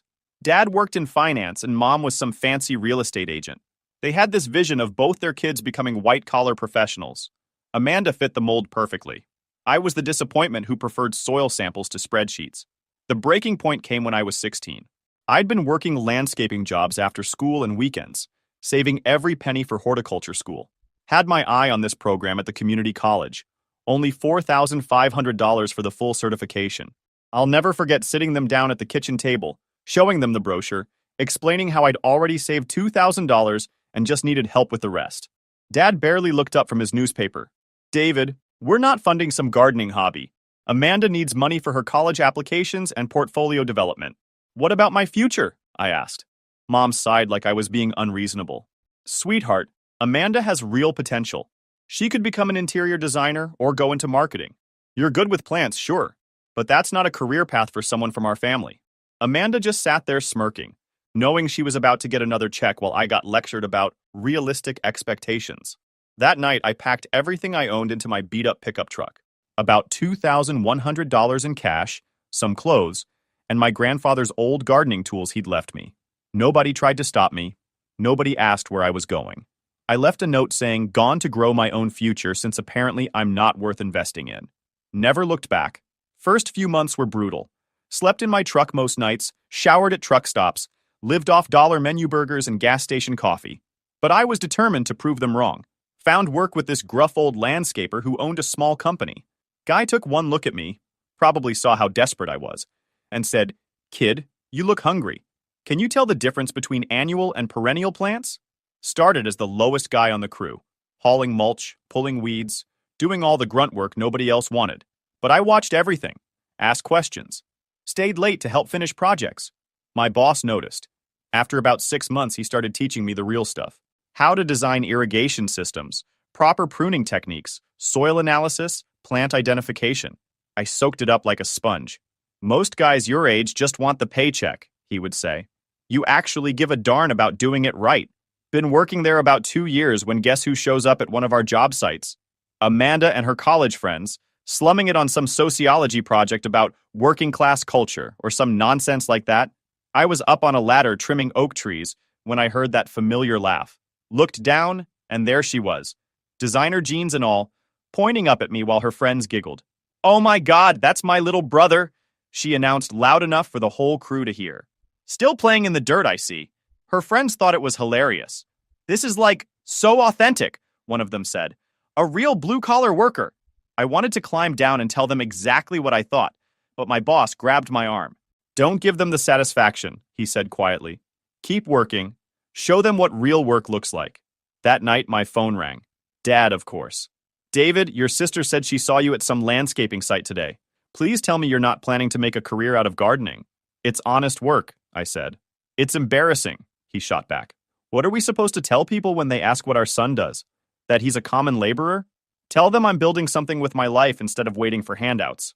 He hung up on me. Story of my life. My boss was getting older and started talking about retirement. One day he pulled me aside after we finished a complete landscape renovation that came out absolutely perfect. "Dave, you've got something most guys never develop. Vision. You can see how all the pieces fit together. Not just the plants and design, but the business side too." He'd been watching me interact with clients, handle estimates, coordinate with suppliers. Said I had a natural ability to manage projects from start to finish. "I got an offer on the business," he continued. "Big corporate landscaping company wants to buy me out, but I'd rather sell to someone who'll keep the quality standards meaning something." My heart stopped. "You talking about selling to me?" "I'm talking about selling to you for half what the corporation offered, with owner financing. You pay me monthly for 5 years. After that, it's all yours." I barely slept that night. This was my shot, my chance to prove I could build something real. Signed the papers 2 weeks later. The company became Evergreen Property Services. I kept the same quality standards, but started putting my own stamp on things. Better communication with clients, detailed project timelines, quality guarantees that actually meant something. Business grew steadily. Word got around that we did beautiful work on time and on budget. Started getting referrals from previous clients, then referrals from those referrals. About 3 years after taking over, I landed my first big commercial contract, an office complex with full landscape design and ongoing maintenance worth $850,000 annually. Successfully managed the installation and kept their grounds looking perfect year-round. The property manager was so impressed he offered me another contract. Then another. Within 2 years, I had a crew of 12 full-time employees and was pulling in over $3 million annually. That's when I met Emma. She was the facilities coordinator for a medical building we maintained. Smart, professional, but down to earth. Didn't care what kind of truck I drove or whether I wore suits to meetings. "You know what I like about you?" she said one day as we reviewed maintenance schedules. "You actually listen when people talk. Most contractors just want to get in, get out, get paid." We got married 2 years later. Simple ceremony at a botanical garden I'd helped design for the city. My old boss walked me down the aisle since my own father couldn't be bothered to return my calls. By age 28, I'd expanded into full property management services. Not just landscaping, but facility maintenance, cleaning services, snow removal, everything commercial properties needed to look professional and function properly. Started Rocky Mountain Property Group with 4 divisions: landscaping, maintenance, cleaning, and seasonal services. Had 45 full-time employees and was grossing $12 million a year. But the real breakthrough came when I landed a contract with the state government. They needed someone to oversee grounds maintenance for all government buildings in 3 counties. A $28 million contract with strict standards and zero tolerance for delays. I assembled the best team I'd ever worked with. Horticulturists, facilities engineers, project managers who shared my vision of getting things done right the first time. We exceeded every performance metric and came in under budget every quarter. The governor himself showed up for a site visit at the state capitol complex.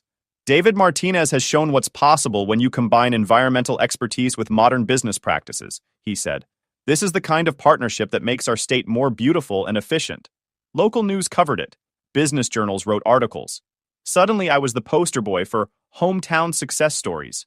Emma found one of the articles, framed it, hung it in our home office. "Remember when they said you'd never amount to anything?" she said with a smile. That same week, Emma told me she was pregnant. Twins.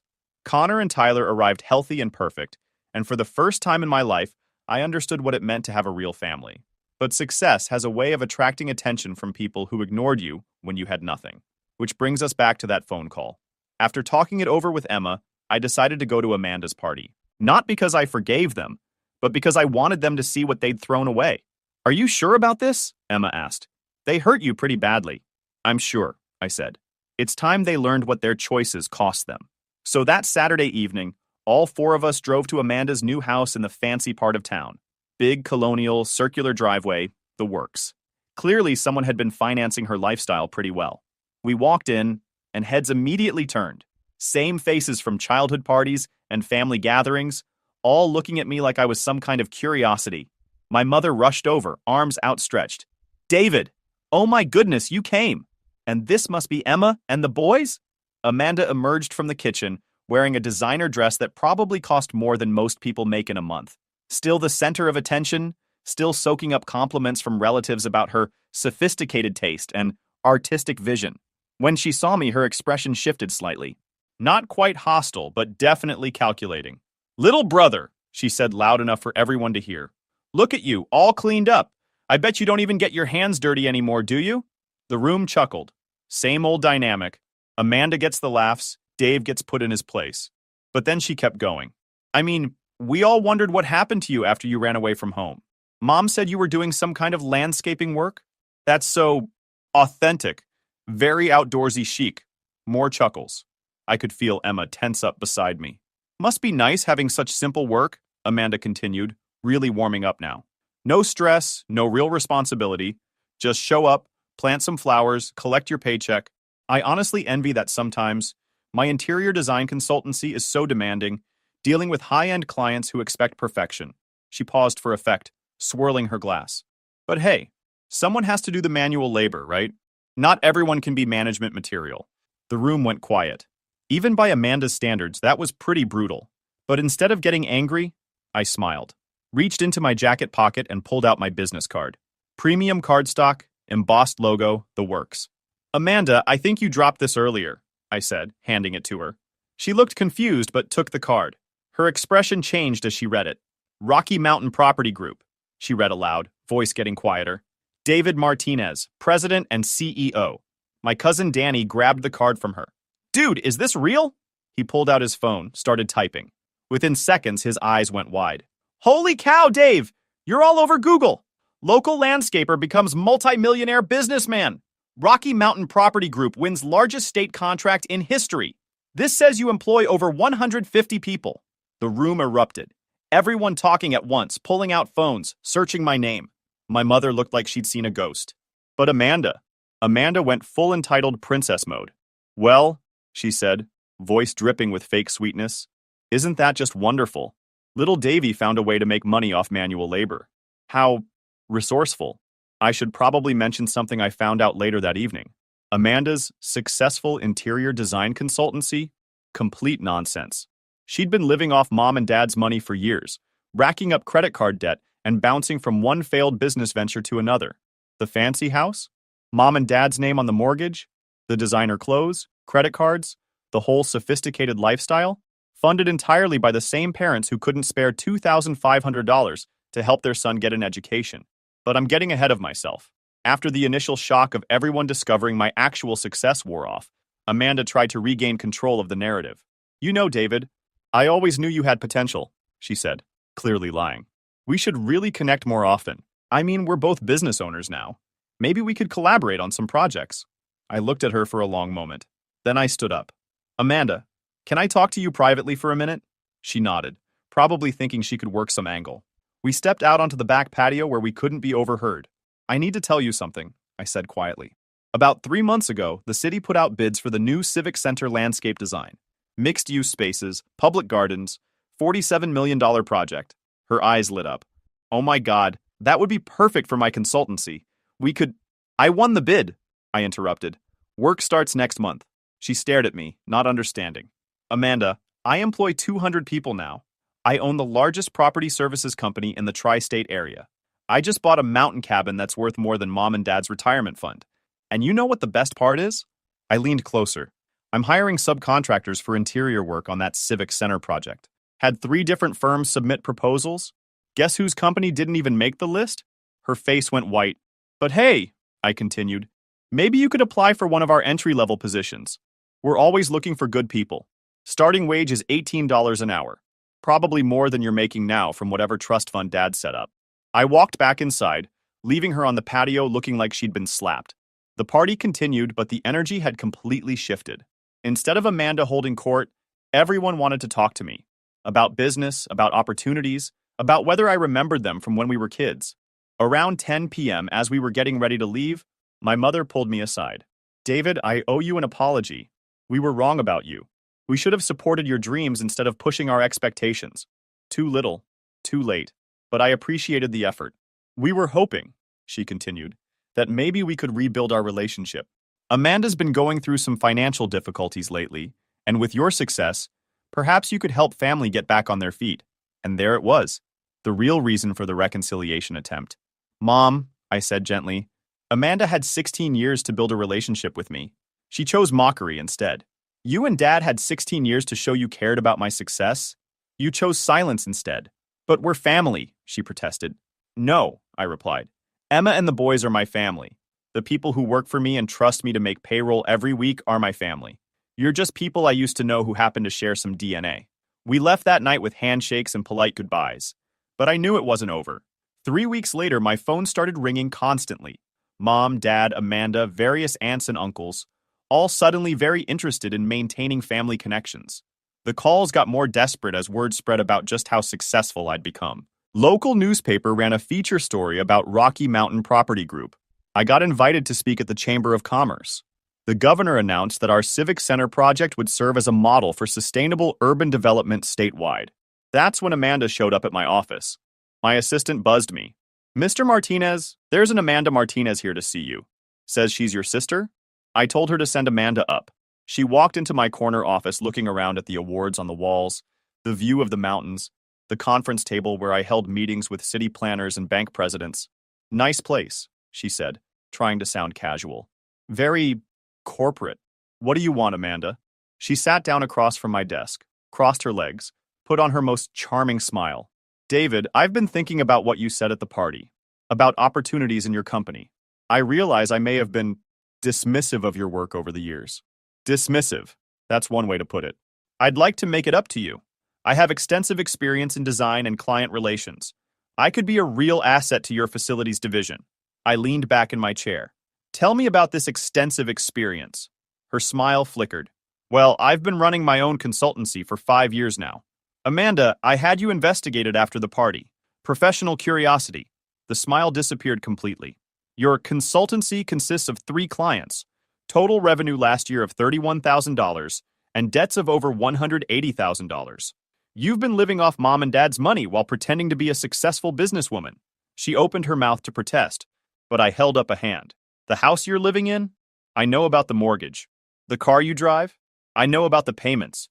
The credit cards you've maxed out trying to maintain your lifestyle? I know about those too. She stared at me, face flushed with embarrassment and anger. What I want to know, I continued, is why you think I'd hire someone who spent decades telling people I'd never amount to anything. Because I'm family, she said quietly. Family doesn't mock each other's dreams. Family doesn't call each other's work simple and authentic. Family sure doesn't laugh when their brother is breaking his back to build something meaningful. I stood up, walked to the window overlooking the parking lot where my crew was loading equipment for the day's jobs. You want to know what family looks like, Amanda? It's my old boss teaching a kid with nothing how to read soil reports.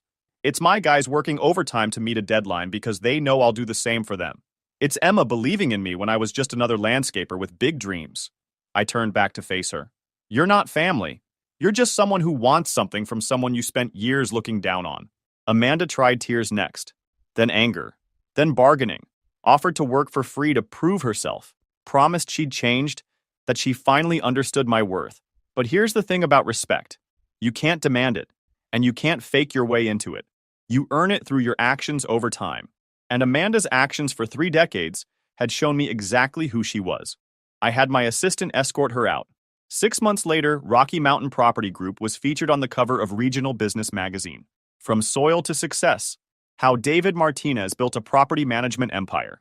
The article detailed our expansion into 4 states, our reputation for quality work and fair wages, and our commitment to environmental sustainability. It mentioned that I'd started with nothing but a pickup truck and a set of gardening tools. That same week, Amanda's house went into foreclosure. Mom called crying, begging me to help save the family home that Amanda had been living in. Apparently, the consultancy had finally folded completely, and without any real income, she couldn't even make minimum payments on her debts. She's learned her lesson, David, Mom pleaded. She knows she was wrong about you. Can't you find it in your heart to help your sister? I'll help her the same way you helped me when I needed it, I replied. I'll tell her she should have made better choices and hang up. A month later, Dad called, more desperate than I'd ever heard him. Son, I know we haven't been good to you, but Amanda, she's talking about bankruptcy. She might have to move back in with us, and frankly, we can't afford to support her anymore. Sounds like a problem you should have considered before spending my college fund on her art classes. David, please. What do you want me to say? That we were wrong? We were wrong. That we should have supported you? We should have. Just tell me what it will take for you to help your family. I thought about it for a long moment. Dad, you want to know what it would take? It would take Amanda getting a real job. Not some fantasy consultancy, not some get-rich-quick scheme. A real job where she shows up every day, works hard, and earns what she makes. She's trying, but with her background is being a spoiled princess who never learned that the world doesn't owe her anything. Time she figured it out. But if you could just loan her enough to get back on her feet. Nope. She made fun of people who show up and collect paychecks. Remember? Well, now she gets to find out what that's actually like. I hung up and went back to reviewing plans for our next project. A university campus that would bring 300 jobs to a struggling part of the state. Real work that actually mattered. This is where it gets really good, Reddit. Last month, I got a call from one of my project supervisors on a residential maintenance contract. Good guy. Been with the company for 8 years, knows his stuff. Boss, I got a situation here. Woman showed up looking for work. Says she has experience in design. Willing to do anything. Problem is, she's asking for management wages, but doesn't know the difference between annuals and perennials. What's her name? I asked. Amanda Martinez. Wait, Martinez? She related to you? I drove out to the job site that afternoon. Sure enough, there was Amanda in discount store work clothes that still looked too clean, talking to my supervisor like she was doing him a favor by applying. When she saw me, her face went through about 6 different expressions in 2 seconds. David, I didn't know this was your project. Your supervisor here was just explaining the opportunities for someone with my skill set. My supervisor looked confused. Boss, you two know each other? Amanda's my sister. Amanda, he tells me you're looking for work. She straightened up, trying to regain some dignity. I'm exploring opportunities in the property services industry, bringing my design expertise to a more hands-on environment. Show her around. Explain what we actually do here. For the next hour, I watched Amanda try to fake her way through basic landscaping terminology. She called pruning shears cutting things. She thought mulch was decorative dirt. She suggested we use prettier flowers for a drought-resistant native plant installation. My supervisor was trying not to laugh. The crew was openly staring. Finally, I called her over. Amanda, I'll make you a deal. I'll give you a job. Same offer I make everyone who wants to work in landscaping. Her eyes lit up. Really? What position? General laborer. $16 an hour. No benefits for the first 90 days. You'll plant flowers, spread mulch, and follow orders from whoever's supervising your crew. If you can stick it out for 6 months without complaining, we'll talk about training you for skilled positions. The look on her face was priceless. Like I'd asked her to eat dirt. $16 an hour? David, I have a college degree. I ran my own business. Into the ground, I reminded her. This is an honest job, Amanda. The kind you used to make fun of me for having. Take it or leave it. She looked around at the crew, all watching this drama unfold. These were people who'd worked their way up from nothing, earned every promotion through sweat and skill. They had no patience for entitled nonsense.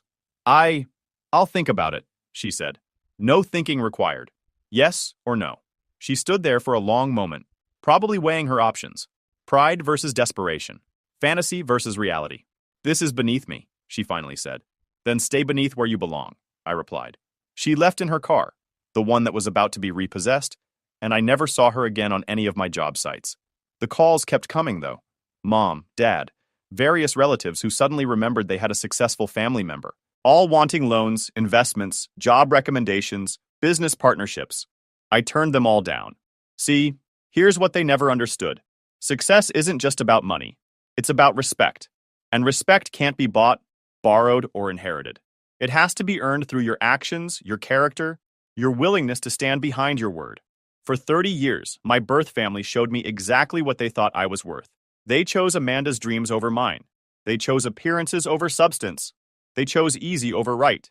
Now they wanted me to forget all that because suddenly I was useful to them. But that's not how it works. 3 months ago, I got the call I'd been expecting. Amanda had filed for bankruptcy. Lost the house, the car, everything. Moved back in with Mom and Dad at age 36 with nothing but debt and delusions. Dad called sobbing. Actually sobbing. David, please, she's our daughter.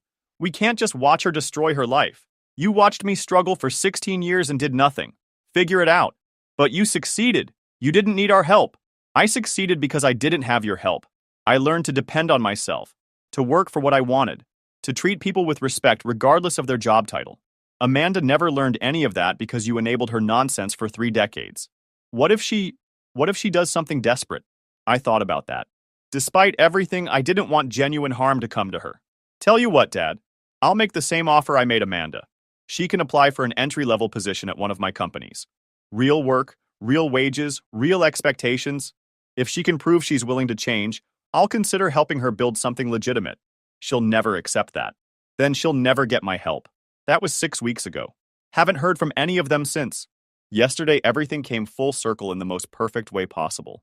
I was meeting with the mayor about a new municipal park project when his assistant mentioned they'd received some inquiries from local design firms wanting subcontracting opportunities. Actually, she said, there was one woman who seemed particularly desperate. Amanda Martinez? Said she was related to you somehow and implied that might help her chances? I laughed out loud. Even at rock bottom, Amanda was still trying to ride my coattails instead of building her own ladder. What did you tell her? That all subcontractors are evaluated solely on their qualifications and portfolio. She said she'd be back with proper documentation, but that was 2 weeks ago. When I got home, Emma was making dinner, while the boys worked on homework at the kitchen table. Normal family chaos, the kind I never had growing up. How was your day? She asked. I told her about Amanda's latest scheme. Emma just shook her head. I almost feel sorry for her, she said. Almost. Don't. She made her choices. That evening I got a text from my Uncle Pete, the one family member who'd always been decent to me. Dave, I know you're done with this family drama, but thought you should know. Amanda tried to get a job at a fast food place yesterday. Walked out after 2 hours when they asked her to clean the grill. Your parents are beside themselves. I showed the text to Emma. We both started laughing. From interior design consultancy to fast food in 1 year, she said. That might be a record. But here's the thing that really got me. That same week, I got a LinkedIn message from my old boss. He was 73 now, fully retired, living in Arizona. Dave, saw the article about you in the magazine. Couldn't be more proud if you were my own son. You took everything I taught you and built something amazing. That's what legacy really looks like. That message meant more to me than any family reunion ever could, because he saw potential in me when I had nothing. He invested his time and knowledge without expecting anything in return. He treated me with respect when respect was all I had to give. That's what real family does. So Reddit, that's my story. The family that wrote me off as a failure now begs for handouts from the success they mocked. The sister who called my work simple now can't handle the simplest job on the planet. My golden brother drained the family company, and my parents still demanded I gift him half of mine after years of laughing at my pathetic business. I just smiled and said, I don't hire thieves. Hey Reddit, so here's what nobody tells you about growing up as the disappointment in a wealthy family. You get real comfortable with being invisible, not poor invisible, rich invisible. You show up to holidays, smile when you're supposed to, and accept that your parents will never look at you the way they look at your golden child sibling. I, 29 male, spent the last 6 years building custom furniture in a workshop in Red Bank, New Jersey. High-end stuff. Tables that cost what some people pay for cars. Chairs that took 3 months to build. Work where every joint mattered and every finish had to be perfect. The kind of craftsmanship that required patience, precision, and actual skill. Last month, I delivered a conference table to a hedge fund in Greenwich. Guy paid $28,000 without blinking. His wife cried when she saw it. Actual tears. Meanwhile, my family still thought I was playing arts and crafts. My parents hated it. Every Thanksgiving for 5 years, Dad asked when I'd get serious. Every birthday, Mom sent job listings for property management firms. They ran a commercial real estate firm in Bergen County that had been in the family for 30 years. My older brother Blaine worked there as VP of acquisitions. My younger sister Delaney handled investor relations. Blaine was the golden child, literally. Mom had a framed photo of him shaking hands with the governor in the living room. My photo was in the hallway bathroom. I was the guy who worked with his hands like some kind of peasant. 5 days before Christmas, I drove up to the family estate in Saddle River. Big colonial, circular driveway. I wanted to come early this year, help set up, maybe finally prove I belonged at the table instead of being tolerated at it. Stupid, right? Still believing family mattered after everything. Our housekeeper of 18 years opened the door. She was the only person in that house who ever seemed happy to see me. "Mr. Callahan, good to see you." "Hey, they upstairs?" She hesitated, glanced behind her, then quietly, "Yeah." Inside, Mom and Delaney had spreadsheets covering the coffee table like they were coordinating a hostile takeover. "Hey, I'm here." Mom barely glanced up. "Leave your coat in the hall.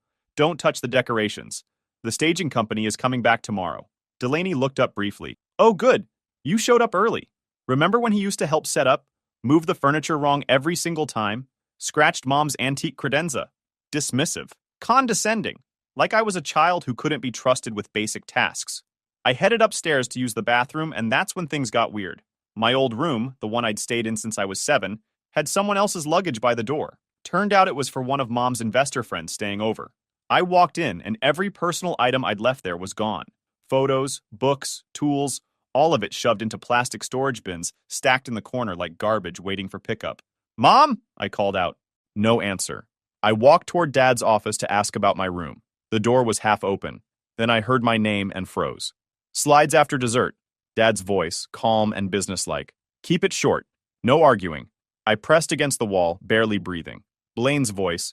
"Put the salary chart on the screen right after Dad finishes the intro. He can't say no in front of everyone." Fragments. That's all I got. But fragments were enough. "Mom.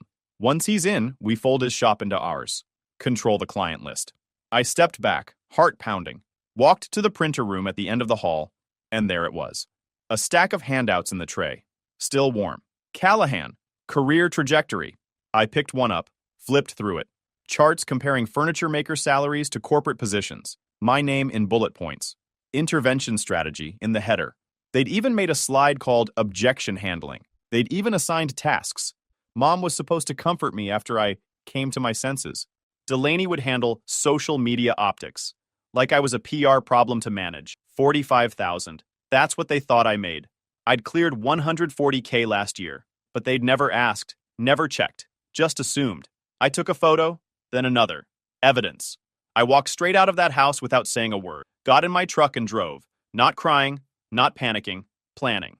The security gate closed behind me in the rearview mirror. 18 years of trying to prove myself to people who'd already decided I wasn't worth their time. Done. By the time I pulled into a rest stop on the Garden State Parkway, I'd already made 3 decisions. First, I was going to that dinner. Second, I was going to let them spring their trap. Third, I was going to detonate it in their faces in front of everyone. They want a show? I'll give them a show. I called Connor, my best friend since college, who'd helped me set up my workshop. He picked up immediately. "Yo, what's up? I just found my entire family's plan to humiliate me at Christmas dinner. PowerPoint presentation, printed handouts, the whole thing." Long silence. "Are you joking? I have photos." "Where are you?" "Parkway rest stop. Heading back to Red Bank." "What are you gonna do?" "Show up. Let them think they've got me cornered. Then blow the whole thing up in front of everyone. I need ammunition, though. Real numbers. Proof that everything they think about me is wrong." Connor was quiet for a second. "Come to my place. We'll build your counterattack." Connor lived in Asbury Park in a converted warehouse loft that he'd renovated himself. When I got there, he already had coffee brewing and his laptop open. "Talk," he said, handing me a mug. "Those complete jerks," he finally said. "All right, you're going to that dinner, but you're going prepared." "That's the plan." "Good. What do you need?" "Financial statements, tax returns, client list, anything that proves I'm not the failure they think I am? They want to ambush me with fake numbers? I'll bury them with real ones." Connor nodded slowly. "We can put together a packet tonight. Print everything. You walk in there with receipts." Literally. We spent the next 3 hours assembling everything. tax returns showing 140,000 income, bank statements showing consistent deposits, client testimonials I'd saved over the years, photos of completed pieces in clients' homes, a portfolio that proved I wasn't playing at business. I was running one, successfully, without their help or their money or their approval. Connor pulled up their company's public filings. Dude, their accounts receivable is a disaster. They've been bleeding clients for 2 years. He whistled. Your brother didn't just steal from them. He torpedoed the whole operation while he was doing it. Connor even helped me rehearse what to say when they started their presentation, how to time the reveal for maximum impact, where to stand so everyone could see me when I pulled out my packet. This is solid, Connor said, reviewing the final packet. They show their fake numbers, you show your real ones. In front of everyone. Checkmate. Perfect, I said. After we finished, I made the call I'd been putting off, the one that could change everything. Hello? Grandma, it's Callahan. Callahan, this is a surprise. Her voice was warm but cautious. Everything all right?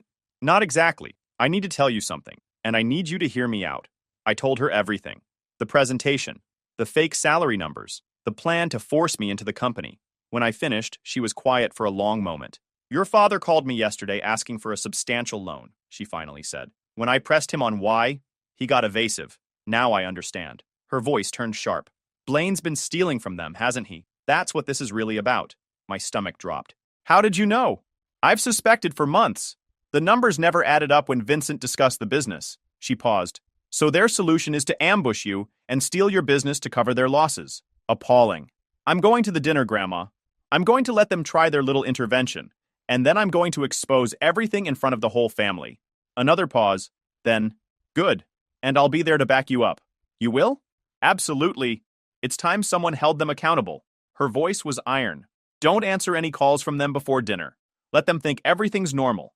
And Callahan, don't hold back. I won't. We hung up. I had my ammunition. I had my ally. Now I just needed to wait. Christmas Eve. I spent in my workshop, finishing a commission and trying to stay calm. My phone buzzed constantly. Mom calling. Dad calling. I ignored all of it. Let them wonder. Let them sweat. That evening, I drove back up to Saddle River, parked in the circular driveway, walked in like nothing was wrong. The house was packed. Aunts, uncles, cousins, family friends, everyone dressed up. The annual Callahan Christmas dinner in full swing. Mom spotted me first. Relief flooded her face. Callahan, you came? We were worried when you didn't answer your phone. Got busy with work. You know how it is. She didn't know. She'd never asked. Dinner was the usual performance. Expensive food, fake laughter. Dad holding court at the head of the table. Blaine making sure everyone knew about his latest deal. Delaney name-dropping investors. And me, sitting quietly, waiting. After dessert, Dad stood up and clinked his glass. If I could have everyone's attention. Before we move to the living room, I'd like to share something special. A presentation about our family's future. Here we go. Everyone migrated to the living room, where a projector was already set up. I took a seat near the back. My grandmother caught my eye from across the room and gave me a small nod. Dad launched into his speech. The company's legacy. The importance of family unity. The need for everyone to contribute. Then Blaine stepped forward with the clicker. As many of you know, Callahan has been pursuing alternative career paths. He smiled at me, patronizing. We've put together some information to help him see the bigger picture. The first slide appeared. Callahan, career trajectory, charts showing furniture maker salaries, national averages. My name in bullet points. The number 45,000 in bold red letters. As you can see, Blaine continued, the ceiling for this kind of work is extremely limited. Meanwhile, our family firm offers real growth potential, benefits, stability. That's an interesting number, I said, standing up. Where'd you get it? Blaine blinked. Industry averages, standard research? Really? Because according to my tax returns, I made $140,000 last year. I pulled the packet from my jacket. Want to see? The room went silent. You could hear ice settling in glasses. I've got bank statements too. Client testimonials. Photos of pieces I've built that sold for more than some people's cars. I walked toward the front, making sure everyone could see me. But please, continue. Tell everyone more about my failing hobby. Dad stepped forward. Callahan, this isn't the time. Isn't it? You set up a whole presentation, printed handouts, even made a slide called Objection Handling. I held up my phone. I have photos of everything from the printer tray. Want me to share them with the room? Mom's face went white. Delaney's jaw dropped. Here's what's actually happening, I continued, turning to face the assembled family. Every aunt, uncle, cousin, and family friend staring at me with wide eyes. The company is broke. They're hemorrhaging money. And instead of admitting it, they plan to humiliate me into joining so they could use my business to bail themselves out. Gasps from the aunts, murmurs from the cousins. One of my uncles muttered Jesus Christ under his breath. That's not true, Delaney shouted. Really? I looked at her. So the company's doing fine? No cash flow problems? No investor concerns? Dad didn't call Grandma yesterday begging for a loan? Silence. Dead, devastating silence. My grandmother stood up. Every head in the room turned to her. It's worse than that. Her voice cut through the room like a blade. I've suspected for months that something was wrong with the company finances. Vincent called me yesterday asking for a substantial loan. When I pressed him, he admitted there have been irregularities. She looked directly at Blaine. 3 years of irregularities. Blaine's face went pale. His hand holding the clicker started shaking. Your golden child has been embezzling, she continued, her voice carrying to every corner of the room. And rather than deal with it honestly, they decided to drag Callahan into their mess. Use his clean reputation, steal his client list, fold his legitimate business into their failing one. In front of all of you, on Christmas Eve, the room erupted. Everyone talking at once. Accusations flying. One of my aunts stood up and started gathering her things. My cousin pulled out his phone, probably texting everyone who wasn't there. My uncle, the one who'd always sided with my parents on everything, stood up. Vincent, tell me right now, is this true about Blaine? Dad couldn't even look at him. My uncle grabbed his coat. 30 years I defended you to my wife. 30 years. He walked out. His wife followed. Then 2 more cousins. Dad tried to regain control. This is family business. We shouldn't be discussing. You made it family business when you planned to humiliate your son in front of everyone, my grandmother snapped. You should be ashamed. All of you. Blaine, Delaney, and especially you, Vincent. This boy built something real while you were busy coddling a thief. I looked at my parents, my brother, my sister, the people who had spent years making me feel worthless, the people who thought I'd just roll over and accept their scraps. I built something real, I said quietly, but everyone heard it. Without your help, without your approval, without your respect, and you thought you could just take it because you needed a bailout. Mom started crying. Dad's face was red with humiliation. Blaine looked like he wanted the floor to swallow him. I headed for the door. Callahan, wait! Mom reached for my arm. I pulled away. Don't. We're done here. I walked out into the cold December night, the sound of chaos still spilling from the house behind me. Got in my truck, drove.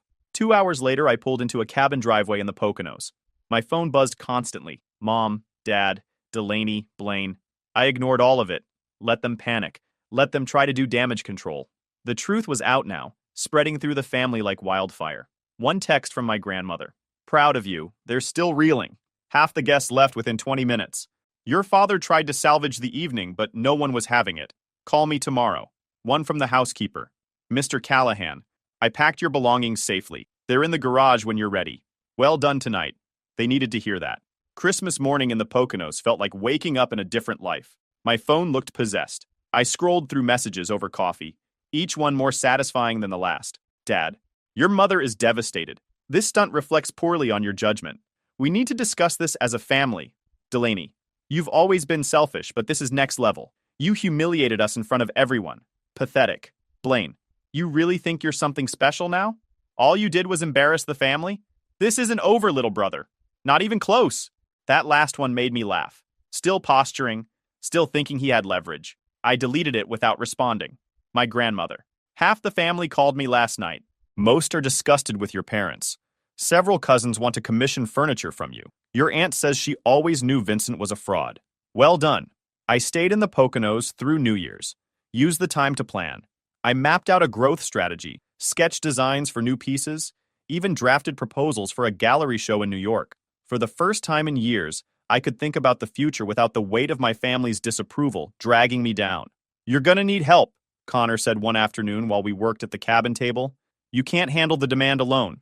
Not after what happened at Christmas. Word's going to spread. People are going to want pieces from the guy who told off his whole family. I know. Been thinking about hiring someone. Maybe 2 people if the gallery thing works out. You scared? Terrified.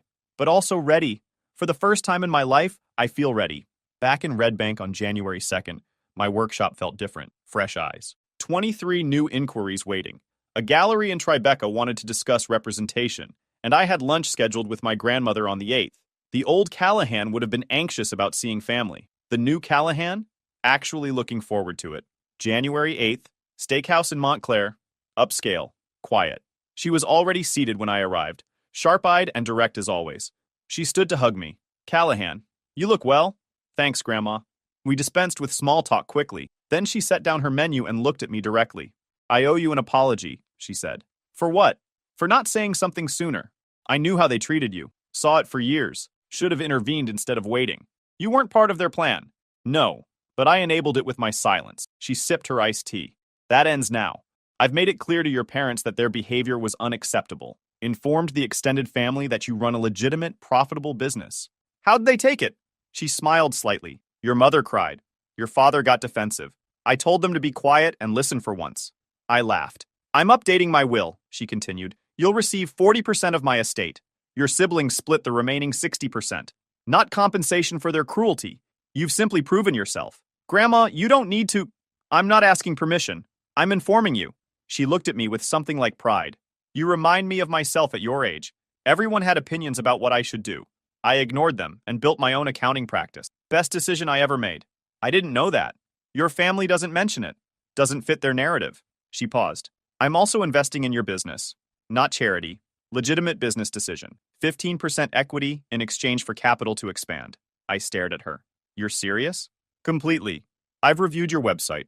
Called 3 of your buyers myself. Your numbers are excellent. Growth potential is substantial.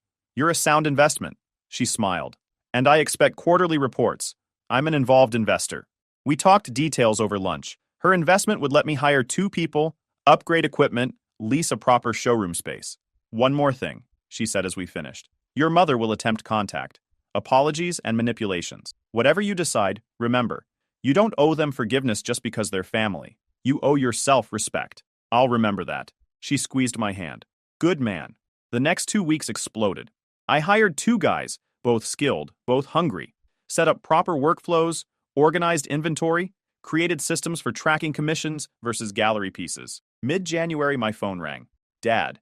I almost didn't answer, but I was curious. Hello? Callahan. It's your father. I know. Long pause. I'm calling because we need to discuss what happened at Christmas. What about it? You humiliated us in front of the entire family. You made accusations. I told the truth, I cut in. There's a difference. Callahan, I understand you're upset, but you need to look at this practically. We're dealing with investor concerns, cash flow issues. Dad, why did you really want me to join the family firm? Silence. I'm not stupid, I continued. You're not offering this out of concern. What's really going on with Blaine? More silence. Then, carefully. The company is going through an audit. There are some accounting irregularities we're investigating. Irregularities. That's what we're calling 3 years of embezzlement? We don't know that for certain. Grandma does. And now so does everyone else. I let that hang there. You plan to humiliate me into joining a company that's hemorrhaging money because your golden boy stole from you, and you're too proud to admit it. That is not what this is about. Yes, it is. And my answer is still no. Handle your own mess. I hung up. February brought momentum. The gallery in Tribeca scheduled an exhibition after our initial meeting went well. My 2 guys stepped up. 12-hour days. Every joint perfect. Every finish flawless. Then, reality hit. Manhattan client, 12K dining table, called to renegotiate after delivery. Finish isn't what I expected. 8,000 seems fair. I have the signed spec sheet. Take 8 or I'll dispute the charge. Hung up, called a lawyer. Certified letter threatening a breach of contract lawsuit. Client paid in full within a week, plus written apology. Running a business meant fighting for what you'd earned. 2 weeks before the solo show, things got ugly. Blaine showed up at my workshop unannounced. Just walked right in like he owned the place. I was finishing a walnut credenza when I heard the door. Looked up, and there he was. Same smug face, same expensive suit, same golden child energy radiating off him like a disease. Nice setup, he said, looking around. Quaint. Get out. Relax. I'm here to talk business. He picked up one of my chisels, examining it like he knew what he was looking at. He didn't. The auditors finished their preliminary report. Dad's in full panic mode. Mom's on Xanax. Delaney won't stop crying. Still not my problem. He walked past my workbench, running his finger along the edge of a piece I'd been working on for 6 weeks. 800 hours of work. Careful, I said. That's worth more than your car. His jaw tightened. First real reaction I'd gotten out of him. Here's the thing, little brother. He set the chisel down, met my eyes. It doesn't have to be ugly. Family takes care of family. You bring me in as a partner, 50-50, and we call it even. I handle operations, you do your little woodworking thing. I actually laughed. You're serious. Dead serious. I've got business experience you don't have. Connections. I can take this operation to the next level. You stole millions from the family company, and you want me to hand you half my business? His face hardened. I didn't steal anything. There were cash flow issues, creative accounting. Things got complicated. The auditors have a different opinion. The auditors don't know the whole story. He stepped closer. I'm offering you a lifeline here. Take it. Get out of my workshop. Think carefully, Callahan. You make me an enemy, things get difficult. I know people, investors, clients. I can make phone calls that would bury this little hobby of yours in a week. Are you threatening me? I'm giving you options. He smiled. That same patronizing smile from Christmas. 50-50. Final offer. I don't hire thieves, and I definitely don't make them partners. His smile disappeared. You'll regret this. Get out, now. He left, but something told me this wasn't over. 3 days later, it started. A client called to cancel a commission, said he'd heard concerning things about my business practices. Then another cancellation. Then a bad review appeared online. Someone I'd never worked with claiming I'd delivered damaged goods. The fake reviews got creative. One claimed I'd shown up to a delivery drunk. Another said I'd made a pass at some guy's wife. All from accounts created within 48 hours of Blaine's visit. All with zero history, zero other reviews, zero credibility to anyone paying attention. But they showed up on Google. That's what mattered to him. I called Connor. Blaine's going scorched earth, I said. Cancellations, fake reviews. He's trying to destroy my reputation. Document everything. Screenshots, timestamps, the works. Already on it. Then the call started. Middle of the night. Blocked numbers. Heavy breathing, then disconnect. 3, 4 times a night. I started sleeping with my phone on silent. A week later, I came to my workshop and found the lock tampered with. Nothing taken but tools moved around. A message. I'm watching. That's when I called the police. Officer sat across from me taking notes. And you believe your brother is responsible? I know he is. He threatened me 2 weeks ago. Demanded I give him half my business. When I refused, this started. Do you have proof? I showed him everything. The text messages. The fake review from an account created the day after our confrontation. The phone records. The security footage from across the street showing a figure matching Blaine's build near my shop at 2 a.m. We can file a report, he said. But without direct evidence linking him to the break-in attempt, what about harassment? The calls? The business interference? He looked at me seriously. You might want to consider a restraining order, given the pattern. I filed the next day. Temporary restraining order against Blaine Callahan. Had to go to court, present evidence, explain why I feared for my safety and livelihood. The judge reviewed everything. The threatening visit, the systematic harassment, the attempted break-in. Granted, she said, Mr. Blaine Callahan is to maintain a distance of 500 feet from the petitioner and his place of business. No contact of any kind. When Blaine got served, he lost it. Called me from a burner phone, screaming about betrayal, about how I destroyed the family, about how he'd make me pay. I recorded the whole thing, filed a violation report the same day. The burner phone call lasted 4 minutes. He called me every name in the book, threatened to burn down my workshop, said he had friends who could make problems disappear. I let him run his mouth. Every word recorded, every threat documented. He was so busy being angry, he forgot I'd been the quiet one my whole life. The quiet one who listened. The quiet one who remembered everything. Second court appearance. Judge wasn't happy. Mr. Callahan, she said, looking at Blaine, you were explicitly ordered to have no contact with your brother. You violated that order within 24 hours. Your Honor, this is a family matter. It's a legal matter now. You're facing contempt charges. I'm extending the restraining order to 2 years and adding criminal penalties for any further violation. Blaine's lawyer tried to argue. The judge shut him down. Blaine's lawyer looked like he wanted to disappear, probably wondering how he'd explain this to his other clients. Walking out of that courthouse, I felt something I hadn't expected. Not triumph, not satisfaction, just clarity. I'd drawn a line, defended it, and won. The solo show at Forge and Grain was everything I'd worked for. High-end space in a converted warehouse, professional lighting that made each piece glow. My collection occupied the entire main room, each piece spotlit perfectly against exposed brick walls. 6 years of work, 6 years of being told I was wasting my life, all of it validated in one room. I arrived early to set up. My 2 employees were already there, arranging pieces, checking sightlines, making sure everything was flawless. We'd been working toward this for months. You ready? One asked. As I'll ever be. Guests started arriving at 7. Gallery owners from Manhattan, collectors who'd flown in from as far as San Francisco, design bloggers with cameras, interior designers scouting for talent.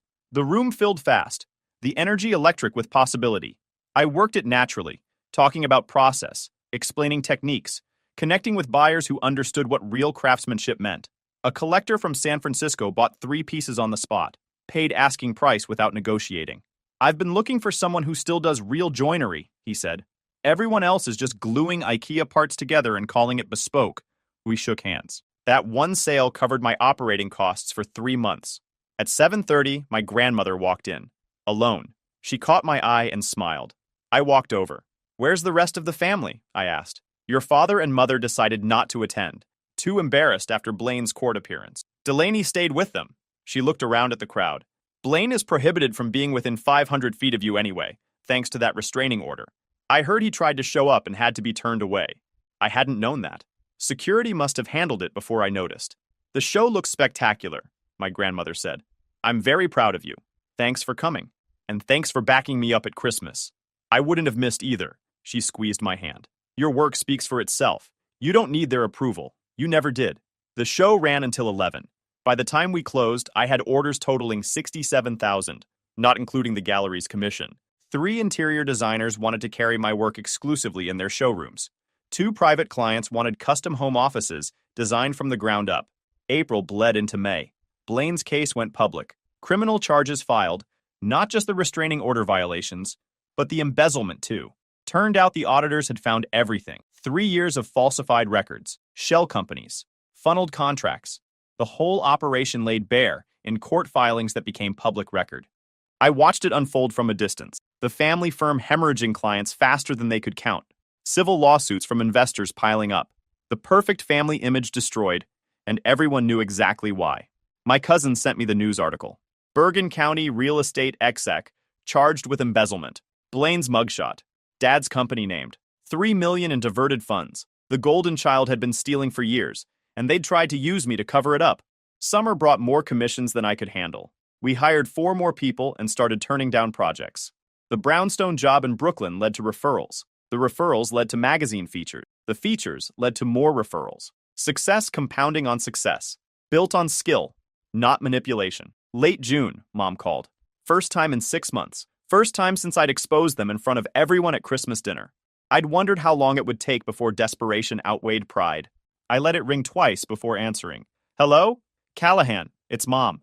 Her voice was different, smaller, fragile in a way I'd never heard before. The woman who'd spent years dismissing everything I'd built now sounded like she was barely holding it together. "Can we talk?" "About what?" "Everything. What happened at Christmas. What your father and I did. What we didn't do. The years we wasted treating you like you were less than." She paused, and I could hear her trying not to cry.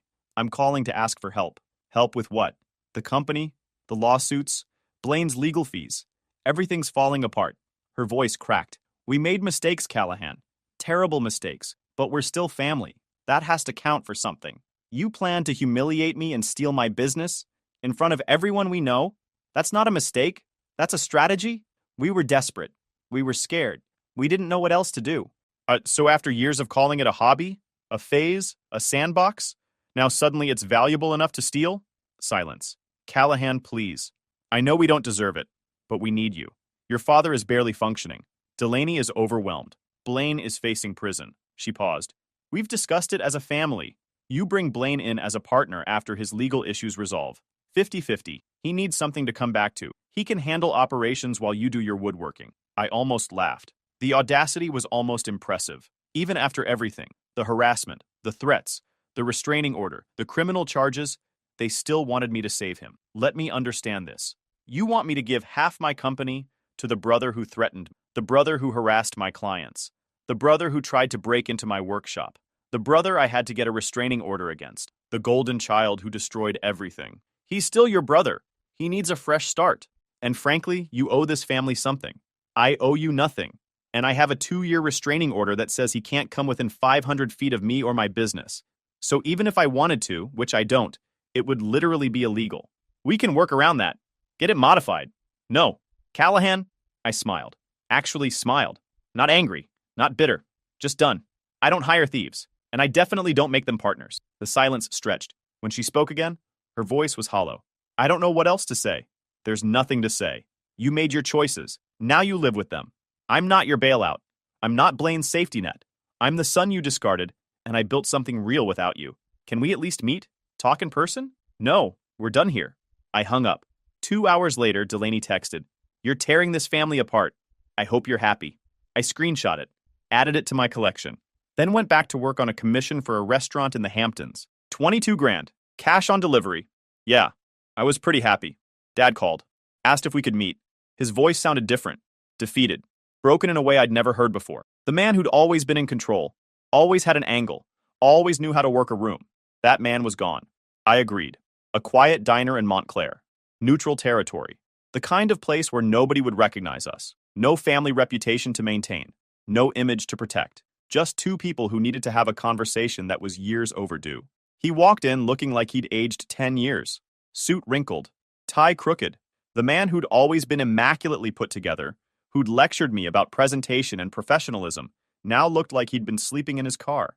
He sat down heavily, like the weight of everything that had happened was physically crushing him. "Thank you for meeting me," he said. "You wanted to talk." He nodded. Ordered coffee, took a long breath. "Blaine took a plea deal last week. 18 months federal minimum security. The family firm filed for bankruptcy. We're liquidating assets, selling the estate. Everything's gone." He looked at me.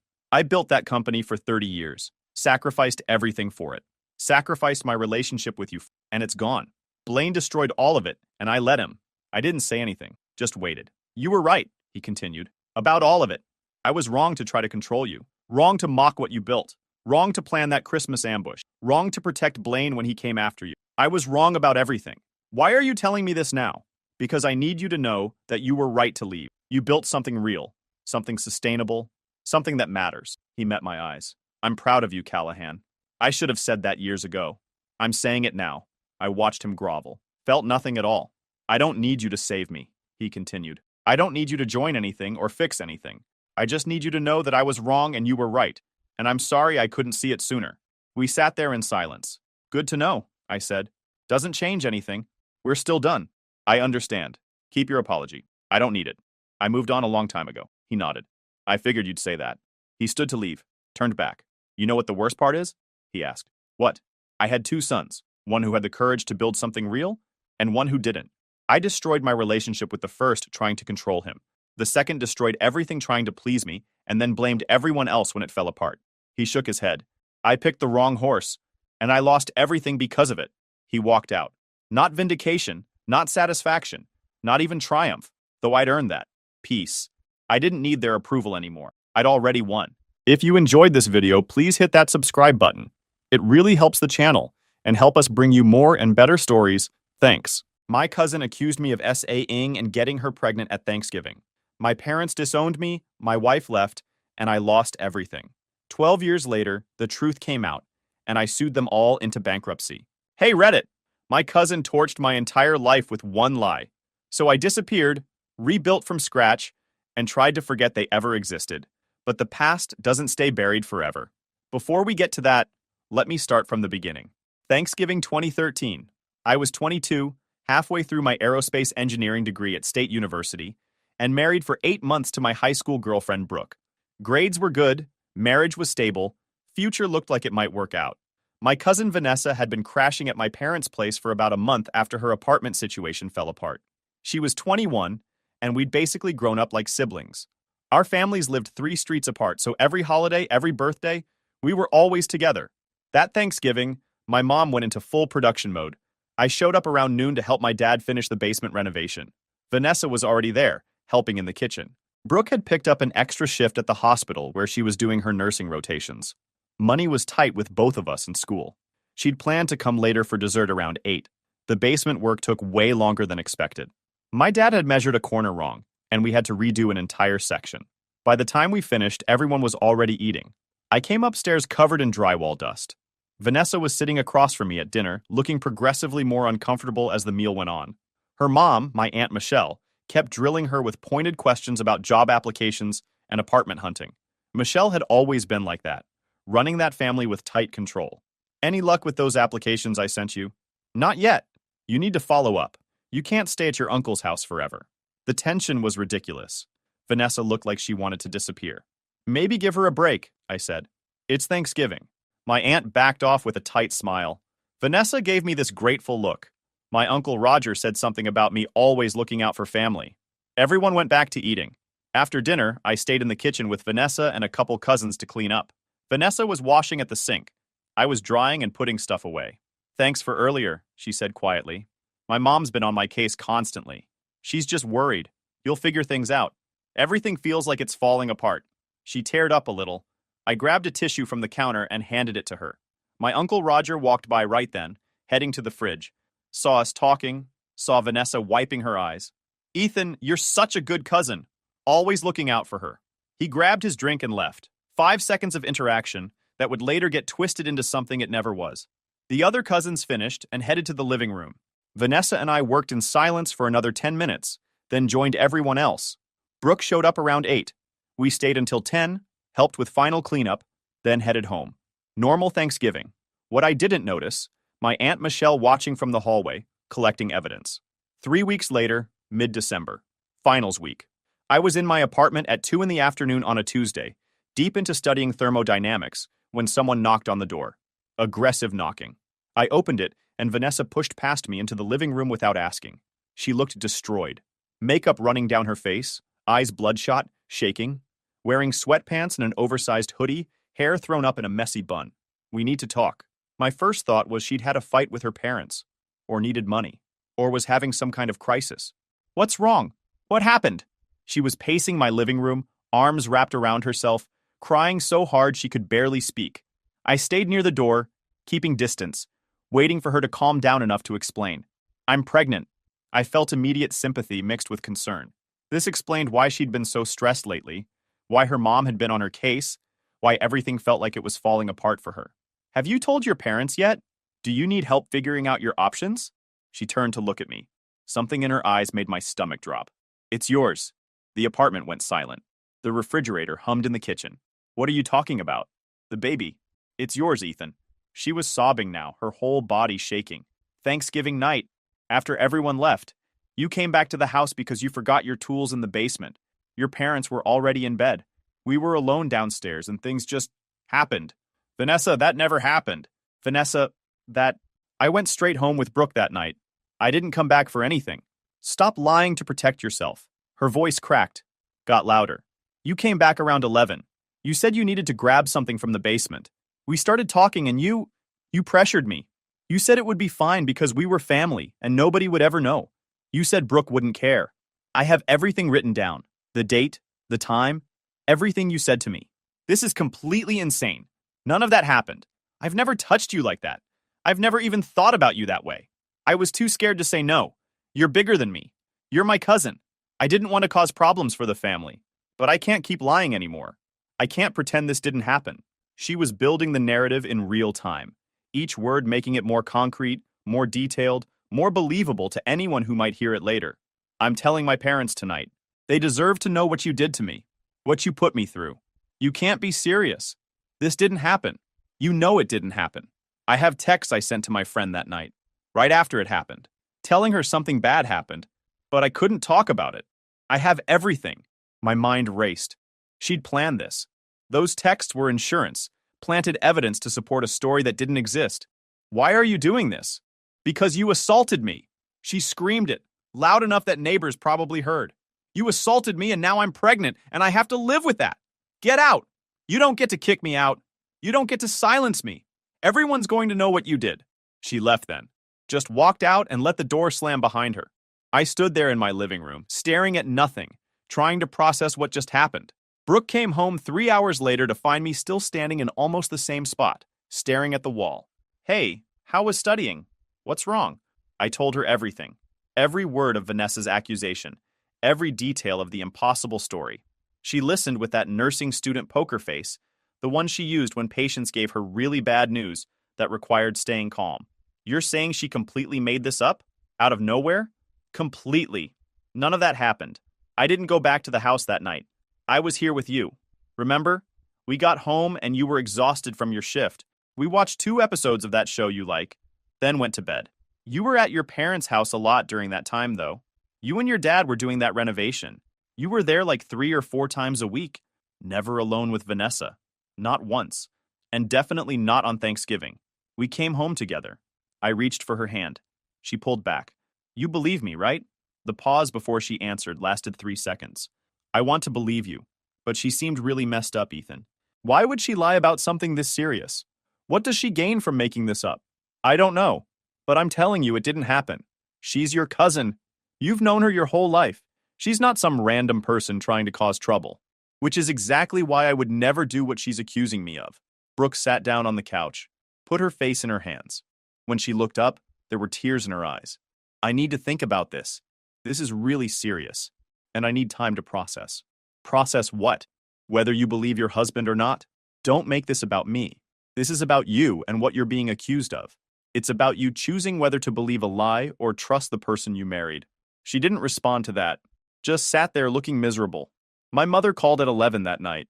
I was still on the couch, phone sitting on the coffee table. When it lit up with Mom on the screen, I knew what was coming. How could you do this to her? Your own cousin. We trusted you around her. Mom, listen to me. It never happened. She's lying. I don't know why, but she's lying. She's pregnant, Ethan. She took 3 tests. She told us everything. How you came back to the house. How you found her alone in the basement. How you pressured her. That story is completely made up. I was home with Brooke all night. She has text messages. She texted a friend that night saying something terrible happened. The timeline matches up perfectly. Of course it did. Because she'd constructed it to match up. Those texts don't prove anything except that she planned this. Why would she plan to destroy her own family? I don't know. But I know I didn't do what she's claiming. I can't talk to you right now. She hung up. Vanessa's parents called Brooke directly 30 minutes later. I could hear them even though the phone wasn't on speaker.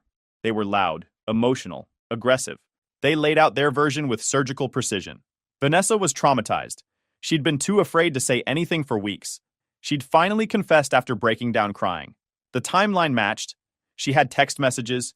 She had witnesses who'd seen us alone together. Everything added up if you wanted it to add up. Brooke listened, said very little, hung up looking shell-shocked. They want me to know they're pursuing legal action. And what did you tell them? That I needed to talk to you first. So talk to me. They sound really convinced. They have evidence. Why would they believe she'd lie? Because it's easier than accepting their daughter is capable of false accusations. Brooke stood up, started pacing. I need some air. She grabbed her coat and left. Came back 2 hours later, didn't say where she'd been. The next 3 days were a nightmare. Word spread through the family. Cousins I'd grown up with stopped responding to texts. My grandmother called crying, saying she didn't understand how this could happen. Friends from church started avoiding me at school. Brooke was distant, sleeping in the guest room and barely talking to me. She'd go to her clinical rotations, come home, study in silence, and go to bed without saying goodnight. On day 4, I came home from my last final exam and found her suitcase by the door. She said she needed space because everything was too much. I tried to stop her, reminding her she was my wife and should believe me, but she couldn't commit to that. With my entire family convinced and Vanessa claiming she had evidence, Brooke said she was protecting herself from a situation she didn't understand. She picked up her suitcase, hesitated at the door, and said that if I was innocent, the truth would come out. Then she left. The door closing ended 8 months of marriage in 4 days because of a lie. That night, alone in my apartment, I realized something fundamental had shifted. Nobody was going to wait for proof or truth. The accusation was the verdict, and I had no idea how to fight it. The university called me in a week later. Someone had filed a Title IX complaint. Not Vanessa, but someone who'd heard the allegations and claimed it created an unsafe campus environment. I sat across from the dean while she explained that allegations of this nature created concerns for other students. There's been no police report, no actual investigation. The complaint states that the alleged incident occurred while you had access to campus resources and family housing. That gives us jurisdiction. Given the sensitivity of the situation, we strongly recommend a voluntary leave of absence. Voluntary. Right. Friends stopped responding to texts. People I'd known since kindergarten crossed the street when they saw me. The church where I'd been baptized sent a letter asking me not to attend services. I hired a lawyer with borrowed money. He was realistic. Without physical evidence either way, this becomes, he said, she said, the paternity test when the baby's born will prove it's not yours. But the damage has already happened. So I just wait 7 more months? You could file defamation, but that requires money most people don't have. By the time you cleared your name, you'd be broke. He was right. Vanessa gave birth in July. A boy. She named him Owen. My lawyer tried to arrange a paternity test. Vanessa's lawyer stalled it. Medical excuses, missed service of process, procedural delays that the court rubber-stamped every time. Every hearing cost money I didn't have. By month 4, my lawyer needed a retainer I couldn't pay and withdrew from the case.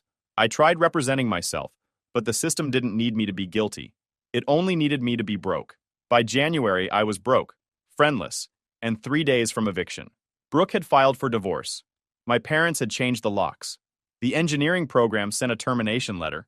I could have kept fighting, could have found a way to force the test eventually, but what was the point? Even if the test proved my innocence, nobody would care. The damage was done. My life was already destroyed. A buddy from freshman year, Greg, had moved to Seattle after graduation. When I called him desperate and out of options, he didn't hesitate. Come out here. I can get you work at the aerospace parts facility where I'm a quality inspector. It pays. Nobody knows your history. I packed everything into my beat-up Ford and drove west. 3 days of highway and gas station food. Seattle felt different. The rain, the mountains, the culture of people minding their own business. Greg got me hired as a quality control technician. The work was meticulous and mentally demanding, inspecting aerospace components for microscopic defects. You had to focus completely, or you'd miss something critical. I rented a room in a house with 3 other guys, worked overtime whenever possible, saved every dollar. At night, the anger would surface.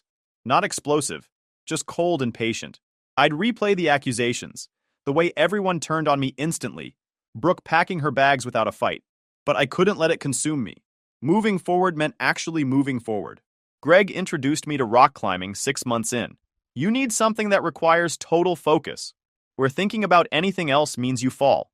He was right. Hanging from a wall 40 feet up, every bit of attention narrowed to the next handhold. I got good at it. Started going 5 times a week. Made acquaintances but kept everyone at arm's length. 2 years in, I enrolled in night classes at community college. 1 course at first, advanced mathematics. The professor noticed I was older than typical students. You're ahead of everyone else. Have you considered applying to the University of Washington? They have a program for non-traditional students. The idea scared me. Going back to academia meant risking exposure, but it also meant reclaiming something Vanessa stole. I applied. Got in. Started taking 2 classes per semester while working full-time. Brutal schedule. 12-hour shifts followed by 3-hour seminars. But every completed assignment mattered. 3 weeks into my first semester at UW, a kid sitting next to me in applied mechanics asked where I'd transferred from. State University, back east. Cool. Why'd you switch? The question was casual, friendly. Family stuff. That sucks, man. My cousin had to. I need to use the bathroom. I walked out. Stood in the hallway with my back against the cold tile wall, breathing hard. A professor walking by asked if I was okay. I nodded, went back to class, sat through 2 hours of lectures without hearing a word. That night, I climbed until my hands bled. By the summer of 2017, year 3 in Seattle, I realized I'd gone a full week without thinking about Vanessa. Then 2 weeks. The anger hadn't disappeared. It had just stopped being the center of everything. I met Nora at the climbing gym. She was attempting a route I'd completed the previous week, her technique completely wrong. After watching her fail 3 times, I couldn't help myself. Your weight distribution's off. You're trying to muscle through instead of using your legs. She looked at me, sweaty and frustrated. And you're an expert? I've been climbing here for 3 years. Show me then. I demonstrated the sequence. She tried again, adjusted her approach, made it 3 holds further. Better. I'm Ethan. Nora. We started climbing together.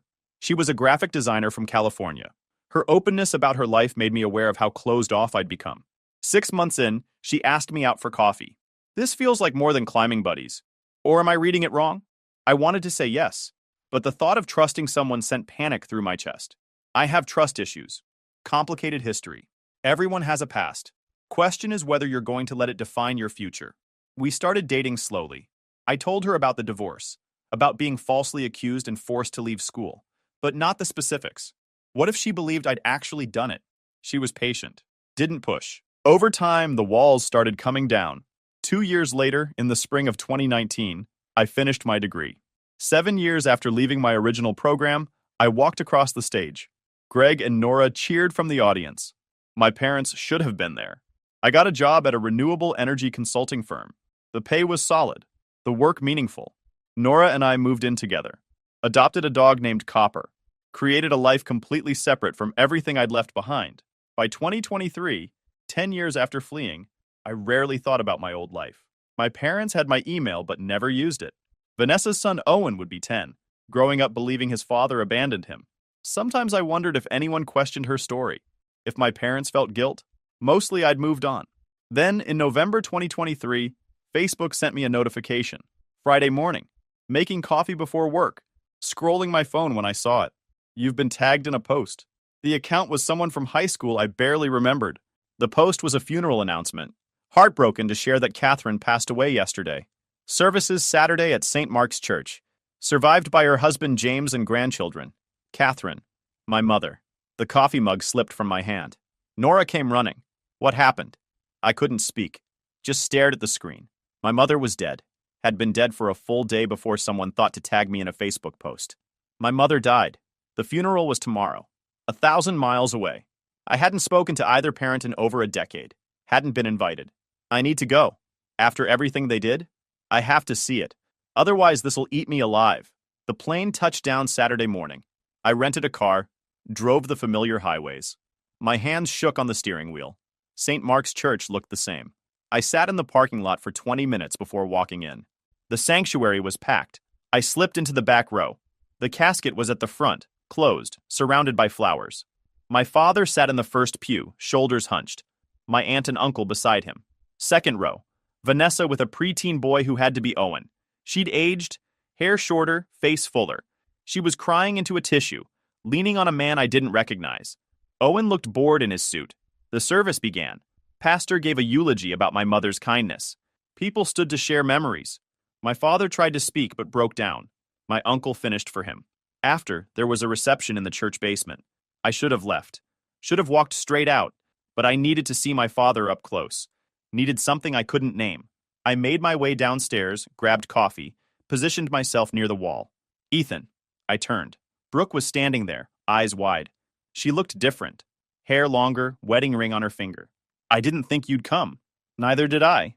Awkward silence stretched between us. I'm sorry about your mom. How have you been? Good. I'm in Seattle. I'm a consultant in renewable energy. That's good. I wondered how you turned out. She glanced around, lowered her voice. I stayed in touch with your dad after the divorce. He'd call me sometimes. I think he felt guilty. So I heard things over the years. That explained it. Small town, church community, guilt-keeping connections alive. Owen had a DNA test done. Everything stopped. What? Last year. School project about ancestry and genetic health history. Vanessa finally agreed to one of those kits. My pulse hammered in my ears. The results showed no family matches. None of the expected relatives on your side showed up. Not even distant ones that should have been there. When Owen saw it and started asking questions, Vanessa eventually admitted you weren't the father. She'd been sleeping with her supervisor at work, and when she got pregnant, she panicked. You were convenient. Close enough for people to believe it. Who else knows? Your parents found out about 8 months ago. Vanessa confessed after Owen confronted her with the results. Your father wanted to reach out, but your mother was already sick by then. Stage 4. She said she didn't know how to face you after what happened.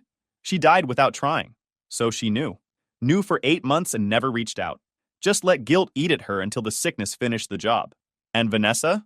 Brooke looked miserable. Still lives here. Still acts like she didn't destroy your life. I set down my coffee before I could throw it. Across the room, Vanessa was laughing at something, completely at ease. Owen was on his phone. Does Owen know the full story? I don't think so. Vanessa told him his biological father wasn't interested in being involved. More lies. Thanks for telling me. I need to go. I walked away from Brooke. Walked straight toward Vanessa. People parted. Vanessa saw me coming. Color drained from her face. Ethan, I didn't think... Tell them. My voice was low, but carried. People nearby stopped talking. Tell everyone here what the DNA test showed. This isn't the time or place. You destroyed my life with a lie. My mother died without ever clearing my name because of you. Tell them the truth or I will. Vanessa's husband stepped forward. You need to calm down. This doesn't concern you. I didn't take my eyes off her. Tell them what the test proved. My father pushed through the crowd. Up close, he looked hollow. Son, don't call me that. You gave up that right 10 years ago. I know. I know what we did. There's no excuse. You made a choice. You chose to believe her over your own son without a shred of evidence. My aunt tried to intervene. Ethan, we're sorry. Sorry? I lost my wife, my education, my home, my entire life. I had to start over with nothing because you all decided I was guilty. Vanessa was crying now. Owen had looked up from his phone, watching with confused, wide eyes. The DNA test, I said, loud enough for the whole room. Tell them what it showed. Vanessa's voice came out broken. It showed. Owen isn't yours. I lied. You were never the father. I lied about all of it. Nobody moved. Nobody spoke. Just Vanessa's sobs filling the silence. I turned to Owen. Your mother lied about who your father was to cover up her own mistakes. I hate that you're the one finding out this way, but you deserve to know the truth. Ethan, please, Vanessa choked out. Don't do this to Owen. You did this to him when you built his life on lies. I looked at my father one last time. Mom knew the truth for 8 months and never reached out. Neither did you. You don't get to apologize now that she's gone. Then I walked out. The flight back to Seattle was a blur. Nora picked me up, took one look at my face, and wrapped me in a hug. That night, I told her everything. The full story I'd never completely shared. She listened without interrupting. You should sue her. What she did was defamation. You lost years of your life. Maybe. The next morning, my phone exploded. Someone had recorded the confrontation and posted it online. The video was grainy but clear enough. Vanessa admitting she'd lied. My father acknowledging they'd failed me. Owen learning the truth. It went viral in my hometown's social media. Most people condemned Vanessa. Some defended her, saying I shouldn't have caused a scene at a funeral. My father called. I let it go to voicemail. He called again. This time I answered. What? To apologize. To explain. He sounded exhausted. I let him talk. When Vanessa came to us, she was so convincing. She had dates, details, texts to a friend. The idea she'd lie about something like that seemed impossible. So believing your son would assault his cousin was more plausible? We failed you. Your mother was devastated when we found out. She wanted to reach out, but the sickness was aggressive. She ran out of time. Part of me felt vindicated. A darker part was glad she'd suffered. What about Vanessa? She and her husband are talking about moving. The video made her unpopular. Owen's having a hard time. Good. I was hoping we could talk more. Eventually. I don't know if I can ever trust you again. That's fair. If you change your mind, I'll be here. We hung up. Over the next weeks, more people from my past reached out. Apologies, justifications. My aunt and uncle sent a card with a check for $85,000. Guilt money. Sent it back. Owen surprised me with a Facebook message. I know who you are. I'm sorry for what my mom did. I wish I could fix it. I stared at that message for a long time. He was just a kid. I wrote back, you don't have anything to apologize for. What your mother did was her choice, not yours. Your feelings are valid. Did you forgive her? No, I don't think I ever will. But I'm working on not letting what she did define the rest of my life. We messaged a few more times. He asked about Seattle, engineering, rebuilding. Nora and I talked about legal action. We consulted with a lawyer. You have a strong defamation case. The viral confession creates new actionable statements that restarts certain limitation periods.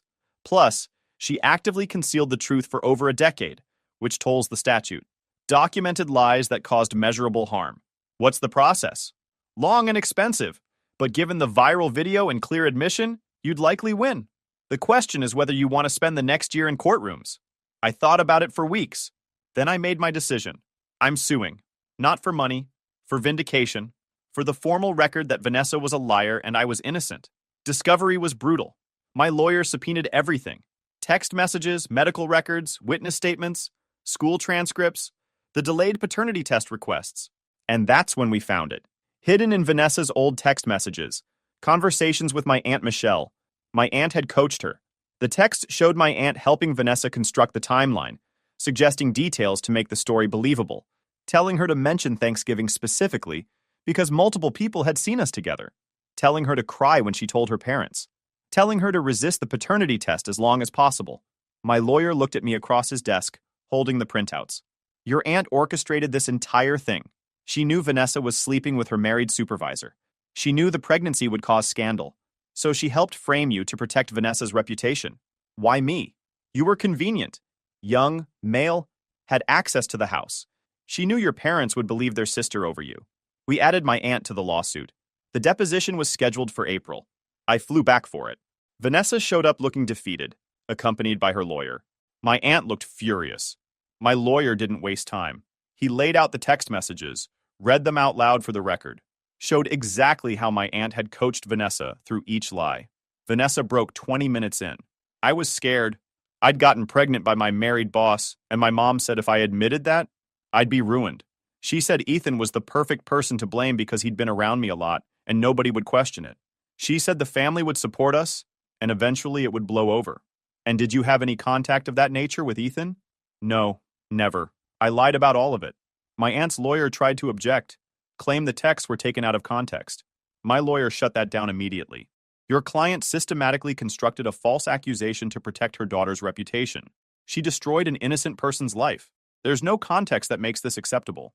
After the deposition, my lawyer filed an emergency motion for summary judgment based on Vanessa's admission and the documentary evidence. But we weren't done digging. As part of discovery, we'd requested my mother's medical records from her treatment. Routine procedure to establish timeline. My father, as executor of her estate, signed off on releasing them. The records included notes from her counseling sessions. My lawyer called me 3 days after getting them. Ethan, there's something in your mother's records. Session notes from her counseling. She talked about you. What did she say? She told her counselor that she knew about Vanessa's lie for 8 months before she died, that Michelle had confessed to her what they'd done. Your mother wanted to reach out, but Michelle threatened her. Threatened her how? Michelle told your mother that if she contacted you, Michelle would tell everyone that your mother had known about an affair your father had years ago and covered it up. Some old family scandal. Michelle didn't need proof. She had the church. She had the whispers. Your mother chose protecting your father's reputation over clearing your name. So she let me stay exiled to protect my father? According to the notes, yes. She was torn up about it. The counselor's notes indicate significant depression and guilt. But she never reached out. I sat there in his office, unable to process this. My mother had chosen wrong, chose my father's reputation over my life, and then died without fixing it. Does my father know about this? I don't know, but the counseling notes make it clear your aunt was actively working to keep your family from reuniting with you. I flew back to confront my father. Unannounced. Just showed up at his door. He opened it, looking 10 years older than at the funeral. Ethan, I wasn't expecting... Did you know Mom knew the truth about Vanessa? For 8 months before she died? His face went pale. What are you talking about? Michelle told her, confessed what they'd done, and then threatened Mom to keep her quiet. Something about an affair you had that Mom covered up. Michelle said she'd expose it if Mom contacted me. He sat down heavily on the couch, put his face in his hands. There was no affair. Michelle made it up, but your mother believed her because Michelle had the church. One rumor from her and your mother's entire social world collapses. Your mother was terrified, so she stayed quiet. And you didn't know any of this? Not until after she died. I found a journal in her things. She'd written about the guilt eating her alive. I stood there looking at this broken man. So Michelle destroyed all of us. And Mom let her. Your mother made a terrible choice. She chose wrong, but she was sick and scared, and Michelle had her backed into a corner. She should have called me anyway. I would have dealt with Michelle. I know. I'm so sorry. For all of it. I looked at him one last time. I might be able to forgive you eventually, but I'll never forgive her for dying without trying. I left. We talk occasionally now. Brief calls every few months. It's not reconciliation, but it's something. The case concluded in August when the judge granted summary judgment in my favor. The judge found that Vanessa had knowingly made false accusations with the help of her mother, causing severe and measurable harm. Awarded me $430,000 in damages. The judgment included a court-ordered public retraction as part of the settlement terms. Vanessa agreed to post on social media platforms a statement acknowledging she had lied about me, that I had never assaulted her, and that she had been coached by her mother to fabricate the accusation. My aunt was ordered to pay an additional $200,000 in punitive damages for her role in orchestrating the scheme. The money didn't change anything, didn't give me back those 10 years, didn't bring my mother back so I could tell her how much she'd hurt me. But it was proof. Official record. The university sent a letter offering to restore my academic record. I declined. I did send a copy of the judgment to a few specific people. The dean who'd forced me out. The pastor who'd told me not to come back to church. Not to everyone. Just the ones who'd had power and used it against me. Most didn't respond. One sent a brief apology that felt more like self-protection than actual remorse. Owen reached out one more time. 3 months after the case concluded, before my wedding, I got a call from an unknown number. Local area code from my hometown. I answered. Ethan, it's Michelle. My aunt. The woman who'd orchestrated everything. I should have hung up immediately. What do you want? I wanted to apologize. Properly. Face to face. I know I don't deserve it, but I'm asking anyway. I'll be in Seattle for work next week. Could we meet for coffee? Every instinct screamed no, but part of me wanted to see her squirm. Fine.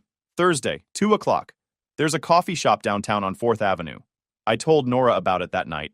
She was against it immediately. Why give her the satisfaction of your time? Because I want to look her in the eye one more time? I want her to see that she didn't break me. Thursday came. I showed up 10 minutes early, got a table near the back, watched the door. She walked in at 2 sharp. She'd aged terribly in the months since the deposition. Hair graying, face lined with stress, shoulders hunched. She saw me, hesitated, then walked over. Thank you for meeting me. I didn't stand. Didn't offer to get her a drink. Just sat there and waited. She got herself coffee, came back to the table. Her hands shook slightly as she sat down. I don't expect you to forgive me. I don't expect anything. I just wanted to say I'm sorry. For all of it. You didn't let it happen. You made it happen. There's a difference. I know. You're right. She took a shaky breath. Vanessa was my daughter. She'd made a mistake with that married man, and I panicked. I thought if people found out, it would ruin her, ruin our family's reputation at church. So I helped her create a solution that destroyed me. I told myself it would be temporary, that once the paternity test came back, everyone would realize it wasn't you. You never thought about consequences at all. Her coffee cup rattled against the saucer when she set it down. The damages we're paying. It's bankrupting us. Roger left me. My daughter won't talk to me. Owen barely speaks to either of us. Everyone at church knows what I did. I lost my job. Good. You should lose everything. You took everything from me. I know. Tears were streaming down her face now. I just wanted you to know that I'm suffering too. You think I came here to make you feel better? To tell you it's okay and you're forgiven? No, I needed you to know I'm sorry. That if I could go back, I leaned forward, kept my voice low. You destroyed a 22-year-old kid's entire life to protect your daughter's reputation. You coached her through lies. You helped her frame an innocent person for assault. You watched me lose everything and said nothing for 10 years. A woman at the next table glanced over, then quickly looked away. You didn't come forward when my mother was dying. You didn't come forward when Owen took that DNA test. You only confessed when you got caught. That's not remorse. That's cowardice. She was sobbing openly now. I know I can't fix this, but I needed to try. You're not here for me. You're here for you. If you actually cared about making amends, you would have come forward in 2014. I stood up. We're done here. Enjoy your bankruptcy. Ethan, please. No. Go back and stay there. I walked out. Left her sitting there crying into her coffee while strangers watched. Nora asked how it went when I got home. She wanted forgiveness. I gave her reality. Good. She doesn't deserve your mercy. That was the last time I saw Michelle, and the last contact with that side of the family, except a few messages with Owen. 2 weeks later, Nora and I got married. Small mountain ceremony in Seattle. Greg as my best man. Nobody from my old life. Watching Nora walk toward me, the anger finally changed into something livable. Not forgiveness, just acceptance. Vanessa moved away after the judgment, divorced, scraping by. My aunt's name was wrecked. My dad and I talk sometimes. Owen found his real father, and I'm glad he did. Vanessa tried to undermine the retraction months later, got hit with contempt, and ended up bankrupt. People ask if I feel bad. I don't. I'm not proud of it either. Just tired. Life's good now. House, career, real friends, plans for kids. They tried to erase me. I kept building anyway. If you enjoyed this video, please hit that subscribe button. It really helps the channel and help us bring you more and better stories. Thanks. After 14 years of supporting my family, my parents texted, "We've carried you long enough. Lose our number." I texted back, "Okay, I'm canceling every payment tonight." When everything was cut, they started begging me to stop. Sup Reddit. So I've been my family's ATM for 14 years, until I found their group chat where they called me toxic and kicked me out, not knowing I could see every word they typed. I, 36 male years old, work supply chain for a regional freight company, and I've been my family's personal bank for 14 years. Nobody asked if I wanted the job. They just started treating me like I had it, and I was too stupid to say no. Saturday night at Romano's, my brother Dylan's engagement dinner. The whole family showed up to celebrate him finally locking down a woman willing to marry his unemployed behind. Maris was her name. Sweet girl. Way too good for him. Didn't know she was about to marry into a family of professional leeches. I got there at 6 because I'm punctual like an idiot. The table was already packed with aunts, uncles, cousins, and Maris's parents looking like they'd wandered into the wrong restaurant. Mom waved me over with that fake enthusiasm she reserved for when she needed something. Dylan stood up and grabbed me in one of those aggressive bro hugs that's really just an excuse to pat yourself on the back for having emotions. We'd never been close. He was 3 years younger and spent most of his adult life explaining why his latest business idea was about to make him rich. Dinner was theater. Dylan held court about his new consulting venture, which was code for texting people on LinkedIn and calling it networking. Maris's parents smiled like hostages. Mom and Dad beamed like he'd invented electricity instead of burning through his 4th business plan in 3 years. Nobody asked what I did at work. Nobody asked how I was doing. I was furniture that occasionally dispensed money. Around dessert, Dad stood up with his water glass doing that thing where middle-aged men think they're giving the State of the Union. He toasted Dylan and Maris, talking about new beginnings and bright futures, like Dylan hadn't moved back home twice in the last 5 years. Then Dylan got up for his own speech, because one toast wasn't enough attention. He pointed at me with his water glass. The kind of gesture that means you're about to be volunteered for something you didn't agree to. I gotta thank my brother, too. Most reliable dude I know. Seriously, bro. You're like a walking insurance policy. Always there when things get real. A few people laughed. Mom actually said, "That's our boy," like I was a trained dog doing tricks. Aunt Drusilla jumped in from down the table. He never complains. That's real family loyalty right there. Dad nodded. He's our emergency fund. Said it with a smile. Like it was a compliment. Like reducing me to a financial instrument was something I should be proud of. Maris's mom looked confused. Emergency fund? Oh, he helps out when we hit rough patches, Mom explained casually. Business has ups and downs, you know. He's got that steady corporate paycheck, so he covers things when cash gets tight. Right? Every person at that table turned to look at me, waiting for confirmation that I was, in fact, their backup checking account. I smiled, nodded, said what I always said. Happy to help. Dylan clapped me on the shoulder. See? This is why he's the man. No drama, just handles business. The conversation moved on. Maris asked about honeymoon ideas. Mom suggested venues. Dad made a joke about venue packages. Everyone laughed.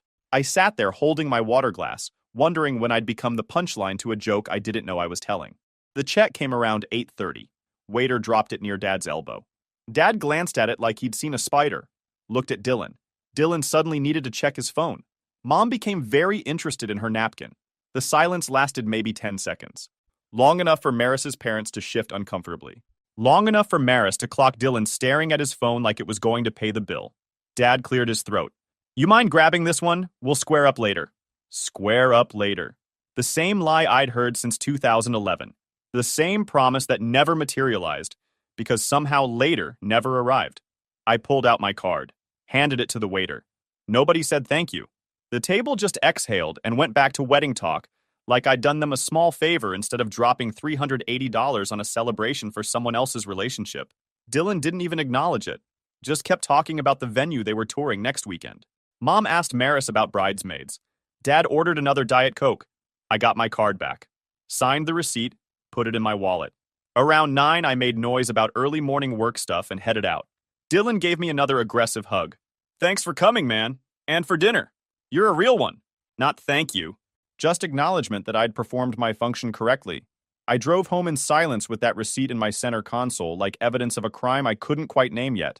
Back at my apartment, I made some eggs and sat down to do what I did every other Tuesday. Review my automated transfers. Make sure nothing bounced. Keep the family machine running smooth. That's when my phone lit up. Group chat notification.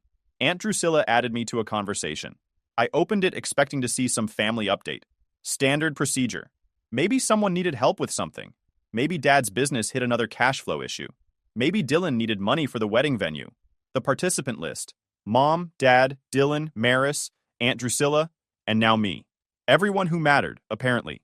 I stared at the screen. No notification that I'd been added appeared in the chat itself. Aunt Drusilla must have added me quietly. The others didn't know I was here, and they were still typing. Dylan, finally. This has been overdue. Mom, some people never understand their place in a family. They think money makes them important. Dad, we've been too generous, too patient with his attitude. My chest felt tight. They were talking about me, right now. and they had no idea I could see it. I watched the messages keep coming. Dylan, we need to discuss him. Dude's been acting like he's doing us some huge favor lately. Maris, what's his problem?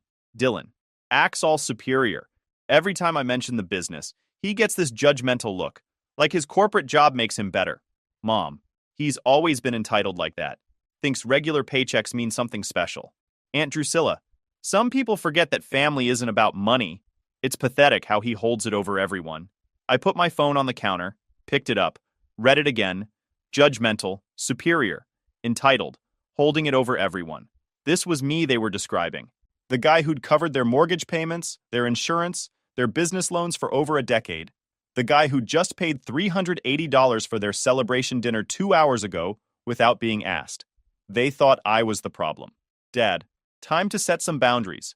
He's not welcome around here until he drops the attitude and remembers his place. Mom, agreed. We've supported him emotionally for years. Always so cold and moody at gatherings like we owe him something. Carried me emotionally. I actually laughed. The guy who'd never asked them for $1, who'd never burdened them with my problems while solving theirs. That guy needed emotional support. Dylan, should we just kick him out or make him apologize first? Maris, kick him. He won't change anyway. Aunt Drusilla, sometimes you cut toxic people off even if they're blood. Better for everyone's mental health. Then Mom's message appeared, the one that made my hands go cold.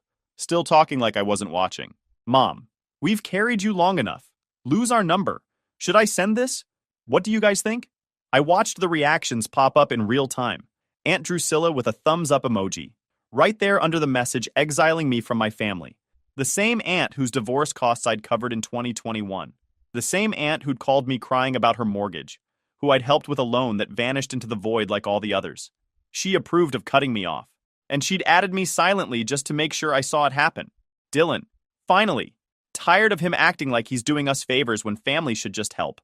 Maris, some people create unnecessary drama wherever they go. Drama. From the guy who sat quietly at family dinners. Who transferred money without asking questions. Who left events early to avoid making waves. The typing bubbles kept bouncing. They weren't done yet.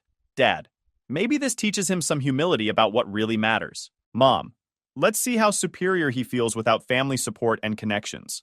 Without family support. The words just sat there on my screen like a joke that forgot to have a punchline. I set my phone down, looked at my laptop still open to my banking dashboard. The screen full of automatic transfers I managed like it was a second job. Their lives running on my credit score and my direct deposit. They thought they were cutting me off. They genuinely believed they were the ones providing support. I could have explained, could have pulled up 14 years of bank statements, could have shown them exactly who was supporting who in this arrangement, could have written a long message defending myself, justifying my existence, proving my worth through spreadsheets and receipts. Instead, I typed 8 words. Sure, I'll cancel every payment tonight. The typing indicators stopped immediately. The chat went dead silent. I cracked my knuckles and opened my banking dashboard. Time to show them what an attitude problem actually costs. The silence after my message felt like those few seconds before a car crash. When you know impact is coming, but you're still gliding forward in slow motion. My laptop glowed in the dark kitchen. Same banking dashboard I'd been managing for 14 years. Same automated transfers running like clockwork. Same financial infrastructure keeping their lives from imploding. Not for much longer. I opened Excel. Started documenting. For once, I wanted to see the full damage in one place. Wanted to know exactly what being the family safety net had cost me.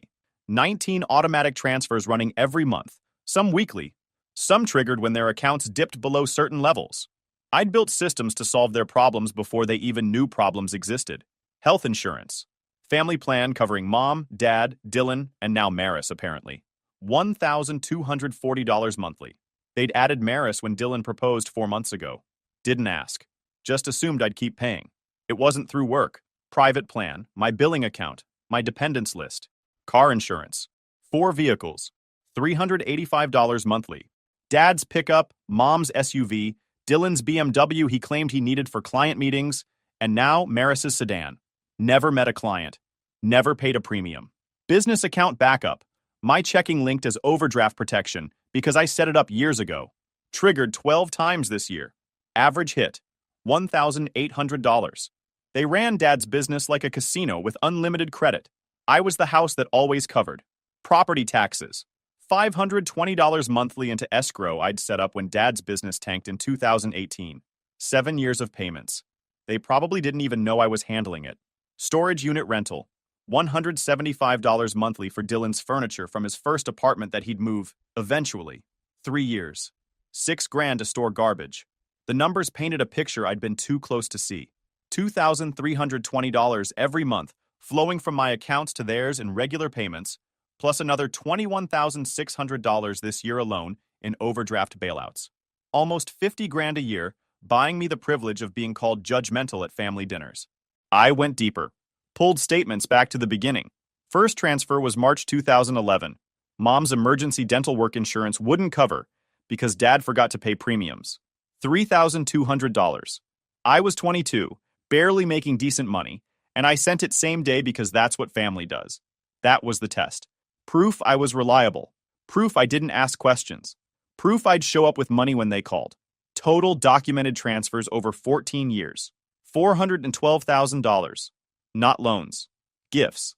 Money given freely to people currently discussing my attitude problem in a group chat I wasn't invited to. I could have bought a house with that. Could have retired early. Could have done literally anything except fund 3 failed businesses, 4 cars, and a lifestyle they thought they'd earned. My phone sat dark on the counter. Not a single follow-up message. No concern about what cancel every payment actually meant. They probably thought I was posturing, making noise like someone desperate to be included. They were about to get an education. Here's what 14 years as the invisible family accountant teaches you. You know every password, every account number, every automated system. You've got documentation for everything because nobody else kept records. I started small. Streaming services. Netflix, Hulu, Spotify, HBO, all under my email and payment. Click cancel, confirm. Done. $65 in monthly entertainment gone in 4 minutes. Gym memberships.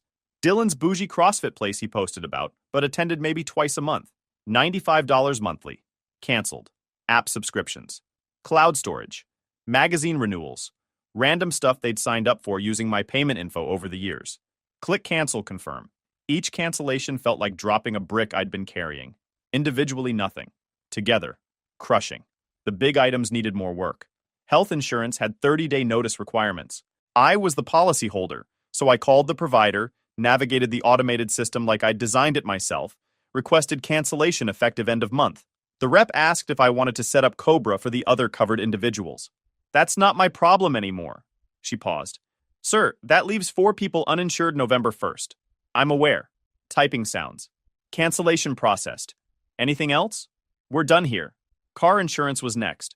Called, removed every vehicle except mine from the policy. Agent warned this would leave 4 vehicles uninsured and trigger DMV notices. Send the notices to the registered owners. Understood. I'm sorry to lose your business, Mr. You're not losing anything. I'm gaining my life back. Property taxes were trickier. My name was on the escrow, but not the deed. I'd been paying into their equity for 7 years. That needed a professional. I made a note. Call that law firm tomorrow morning. The business account overdraft protection was satisfying. 1 call, 15 minutes of verification. Then my account was disconnected from their financial train wreck. Just to clarify, the bank rep said, future overdrafts will result in return transactions and fees. Good. Around midnight, I found something interesting buried in old emails. Business credit line I'd guaranteed 3 years ago when Dylan needed startup capital. $15,000 limit. Current balance. $13,700. I called the credit line's 24-hour support. 40 minutes on hold, 2 security questions. Then the rep's tone changed when I explained what I needed. I'm submitting a guarantor revocation and requesting the account be frozen pending review. Keyboard clicks. That'll freeze the account immediately. Primary holder receives notification at 8 a.m. and needs to provide alternative collateral within 72 hours or the balance becomes due in full. Perfect. Process it. More typing. Done. Anything else? That's everything. By 1 a.m., I'd systematically dismantled 14 years of financial infrastructure. Every automatic payment canceled. Every guarantee revoked. Every safety net removed. My phone still showed 0 messages from the family chat. Reality was about to provide continuing education. I opened a fresh spreadsheet and documented everything.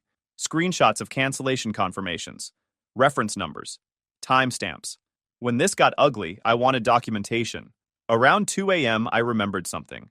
Their home safe. I'd been storing documents there for years because my name was on half of them anyway. Property deeds, insurance policies, investment accounts Dad had opened under my credit. Everything proving who owned what. Sitting in their safe, with my name all over it. I grabbed my keys and drove to their house. The place was dark. I still had a key from 2016 when they'd given me emergency access. Let myself in quiet. Found the safe in Dad's office. Same combination since 2017 because Dad never updated anything. Inside was exactly what I expected. And some surprises. House deed. My name as mortgage guarantor. Because in 2018 they couldn't refinance without my credit score. Business papers. My name as registered agent. Because Dad's credit was too trash to file properly. Investment accounts. My social security number as primary. Because someone needed good credit to open them. Life insurance. Me listed as beneficiary and premium payer. Because someone had to make sure they didn't lapse. I photographed the safe contents first. Every document, every page, every angle. Then I boxed copies of my records.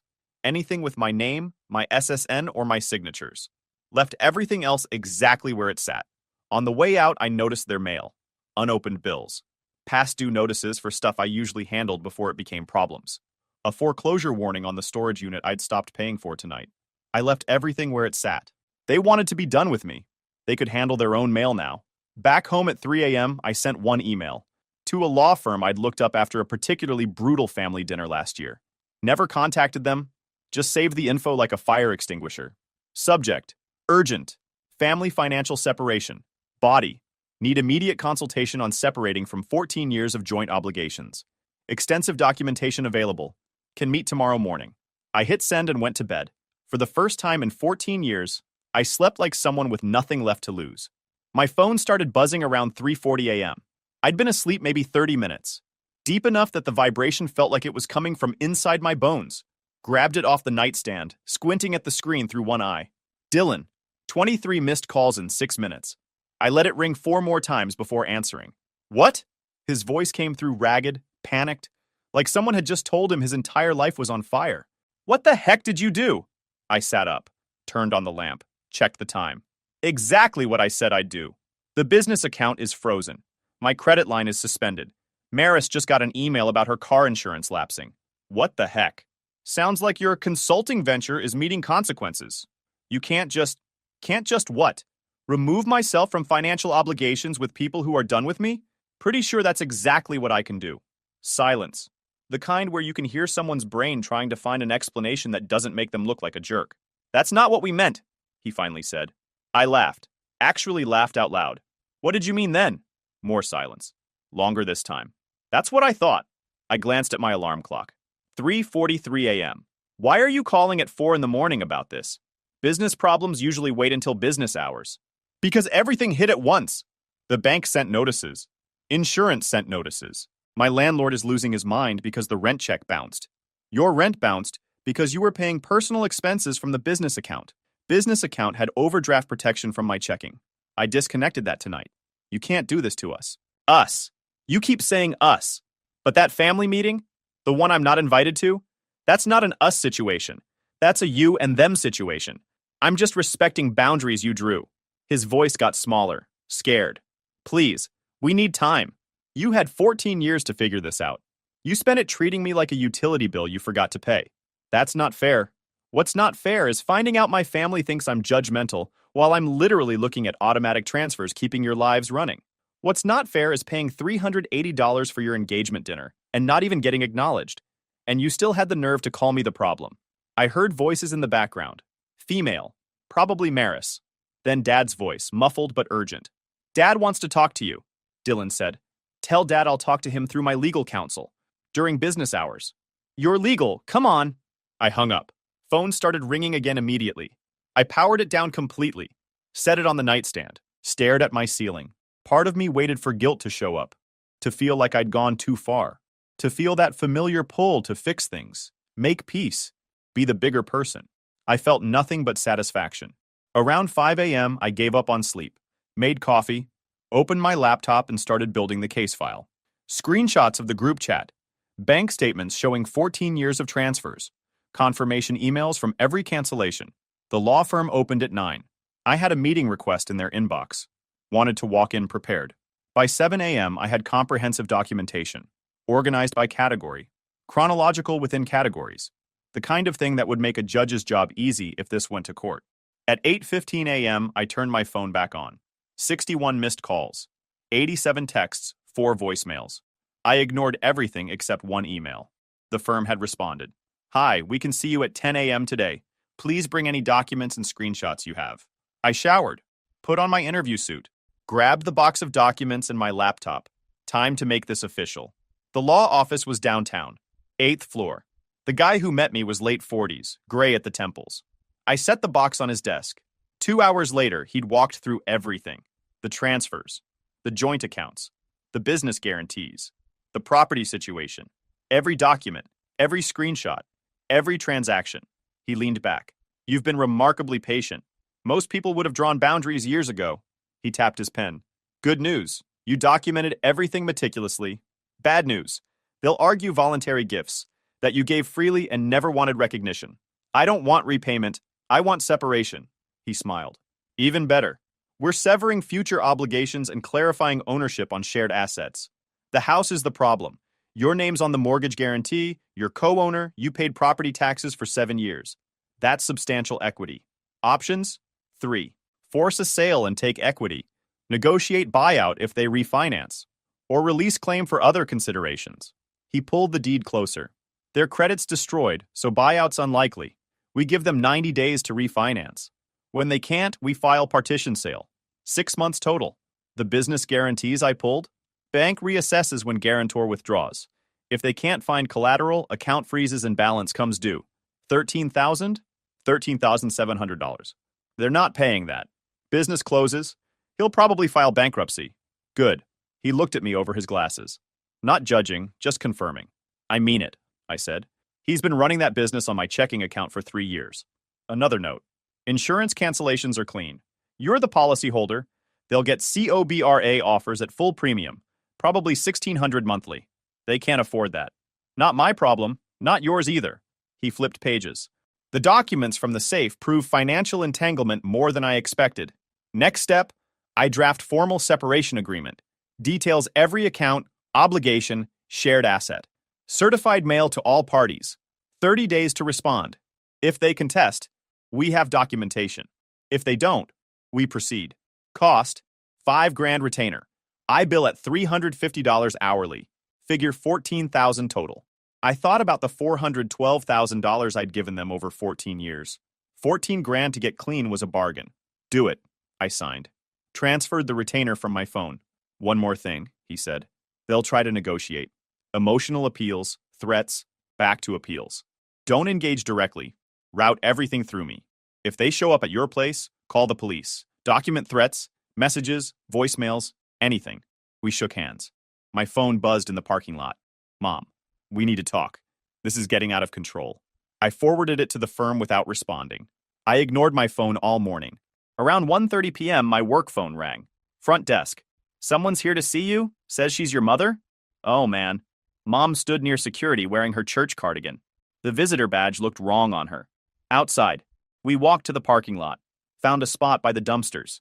Honey, this needs to stop. What needs to stop? You know what? The accounts. The insurance. Your father is beside himself. You texted that I should stop visiting. That you were done with me. Whole family voted me off the island. Now you're upset I actually left? We were frustrated. About what? I paid your dinner bill Saturday without complaint. How is that acting superior? She looked at the pavement. You always seem so judgmental. I wasn't keeping score, but I am now. Want to know what 14 years of quiet help costs? $412,000. That's documented. Her face went pale. That can't be right. It's verified. My legal counsel has copies. Your legal counsel? You actually hired someone? You ended the family relationship. I'm formalizing the business separation. But the house. Your father said you took the deed. I took copies of documents with my name on them, including the deed listing me as co-owner because Dad couldn't refinance without my credit in 2018. We didn't know you felt this way. Because you never asked. You just assumed I'd always help. Assumed I'd tolerate being called judgmental while paying your property taxes for 7 years. She tried softer. Motherly. We're family. Family works through problems. Family doesn't mock each other to future in-laws. Family doesn't take help for granted, then act shocked when it stops. What do you want? An apology? Money? I want nothing from you. That's the entire point. You can't just abandon family. I looked at her. This woman who'd given birth to me but never actually seen me. Watch me. I walked back inside. Front desk looked concerned. Everything okay? Everything's fine. If anyone else from my family shows up, I'm unavailable. Back at my desk, I emailed the firm. Mom showed up at workplace. No threats made. Conversation documented. Response came in 3 minutes. Noted. Workplace harassment strengthens our case. Around 6:30 p.m., my work phone rang again. Your father is here now. He seems upset. Tell him I left already. 15 minutes later. He's still here. Says he'll wait. Call security. Non-employee refusing to leave. 20 minutes after that. Security escorted him out. He left papers at the desk. Send them to my legal counsel tomorrow. I'll email you the address. I stayed until 8:30. Drove home a different route. Parked 3 blocks away. My phone had 41 new messages. Didn't read them. Around 10 p.m., the firm called. They're panicking. Health insurance cancellation notice arrived. Car insurance lapsed. Bank called about business credit line. It's all hitting simultaneously. Good. Your father tried arguing legal claim to the documents. I explained ownership. He hung up on me. Stay strong. This is the hard part. They'll try every manipulation tactic. Don't engage. After we hung up, I sat thinking about all the times I'd caved. Every guilt trip. Every emergency. Not anymore. I wasn't the villain for setting boundaries. I was just done being the safety net for people who'd never catch me if I fell. 3 weeks played out like dominoes. Dylan's business died first. Credit line freeze triggered a chain reaction. Biggest client demanded immediate payment for overdue invoices floating on credit that no longer existed. When Dylan couldn't pay, they canceled. 2 other clients bailed. The whole thing folded in 8 days. Insurance lapse hit mom and dad next. Doctor's appointment rejected. Insurance terminated. Dad's blood pressure meds cost $380 out of pocket. He called screaming. I hung up, blocked his number. Car insurance lapse triggered DMV notices. Dylan got pulled over day 14. Uninsured vehicle. $850 fine plus impound. Had to leave his BMW because he couldn't afford release. Storage unit went to auction day 17. Everything Dylan stored for 3 years sold for $280 total. $6,000 in my payments, gone. Without my property tax payments, county sent delinquency notice. 30 days or face lien. They couldn't refinance. Credit scores in the low 500s. No bank would touch them. The firm called. They're asking for more time. Tell them 90 days to refinance or the house goes to sale. Maris broke off the engagement day 18. She'd finally seen Dylan's bank statements. Realized his entire lifestyle had been subsidized by his brother. She moved out the same day. Dylan's texts got increasingly desperate. I blocked his number on day 20. Aunt Drusilla tried calling my work. You're taking this too far. Your parents are losing their house. Their house, not mine. If they want to keep it, they can refinance independently. You know they can't. Then they can't afford it. Problem solved. Hung up. Blocked her number. Weirdest development came day 23. Message from Maris using someone else's phone. Hey, I know this is random, but I wanted to apologize. Dylan told me a lot of things about you that were lies. I didn't realize how much he was hiding, or how much you'd helped him. Not asking for anything. Just wanted you to know not everyone thinks you're the bad guy. Maris, I typed back. Thanks for reaching out. Appreciate the honesty. No hard feelings. By week 4, the pattern was clear. Anger, guilt, promises, threats, apologies, back to anger. I stayed quiet. Let the firm handle communication. Documented everything. I took that trip to Norway I'd been postponing for 4 years. 10 days of hiking, fjords, absolute silence. No emergency calls. No guilt trips. Last night in Bergen, sitting in a harborside cafe watching the sunset, I got a text from Dad. We need to talk. Really talk. About how we got here and how we fix it. I deleted the message without responding. A few weeks before the auction, I was on my back porch. My apartment porch. Looking at trees in the parking lot. My phone buzzed. Text from Dad. We need you at the bank today. Clerical issue with the refinance. If you don't come, we lose everything. Please. I showed up, walked into the conference room and saw Dylan, Dad, Mom, and a loan officer with papers spread out. They needed me to re-sign as guarantor. Co-sign the refinance. Dad stood up. Thank you for coming. We just need your signature on a few... I laughed. Actually laughed. Turned around and walked out. Got to my car and drove home. Made dinner. Went to bed at a reasonable hour. No emergency calls, no guilt trips, just peace. The house sold at auction, month 5. Couldn't refinance. Couldn't find a cosigner. Bank wouldn't extend deadlines. Property went for $420,000. Outstanding mortgage was $285,000. After fees and the second mortgage they'd taken out without telling me, about $52,000 remained. My documented contributions entitled me to roughly $34,000. The check arrived on a Thursday. I donated half to a charity helping families with medical debt. The other half went toward down payment on a small house across town. 2 bedrooms, garage, mine, my name on the deed, nobody else's. Dylan got a warehouse job eventually. Night shifts, entry level. Heard through a mutual friend he was taking the bus. Renting a room from a coworker. Mom and Dad downsized to an apartment, smaller than mine. At 62 and 60, they were starting over with whatever savings they'd managed to keep, which wasn't much. Aunt Drusilla kept her PR campaign going another month. Told everyone I was cruel, unstable, vindictive, that I'd destroyed my family over hurt feelings. I didn't correct her. People who wanted to believe I was the villain would believe it regardless of evidence. Eventually, most extended family stopped talking to me. I didn't care. Turns out I didn't like most of them anyway. I started dating. Met someone eventually. Kate. CPA. Had her own house, own car, own life. Didn't need me to fix anything. She asked about my family once. I gave the short version. We don't talk anymore. Long story. Lot of boundary issues. She nodded. I get it. Sometimes family is the hardest boundary to set. Experience with that? Mom had addiction issues. Spent my 20s trying to save her. Finally realized I couldn't. Cut contact 6 years ago. Best decision I ever made. We understood each other. 7 months after everything went down, I was grilling in my backyard on a Saturday. Kate was helping prep vegetables. Radio playing classic rock. My phone buzzed. Text from an unknown number. This is your father. Your mother is in the hospital. Heart attack. She's asking for you. Please come. I stared at it. Set my phone down. Flipped the burgers. 30 seconds later, another buzz. Different unknown number. It's Dylan. Mom's in bad shape. She keeps saying your name. Dad's a mess. We need you here, man. Please. Kate glanced at my phone. Everything okay? Family emergency. The kind that shows up right when I'm happy. Another buzz. This is serious. She won't stop crying. Keeps asking why you won't come. The doctors say stress is making it worse. You need to be here.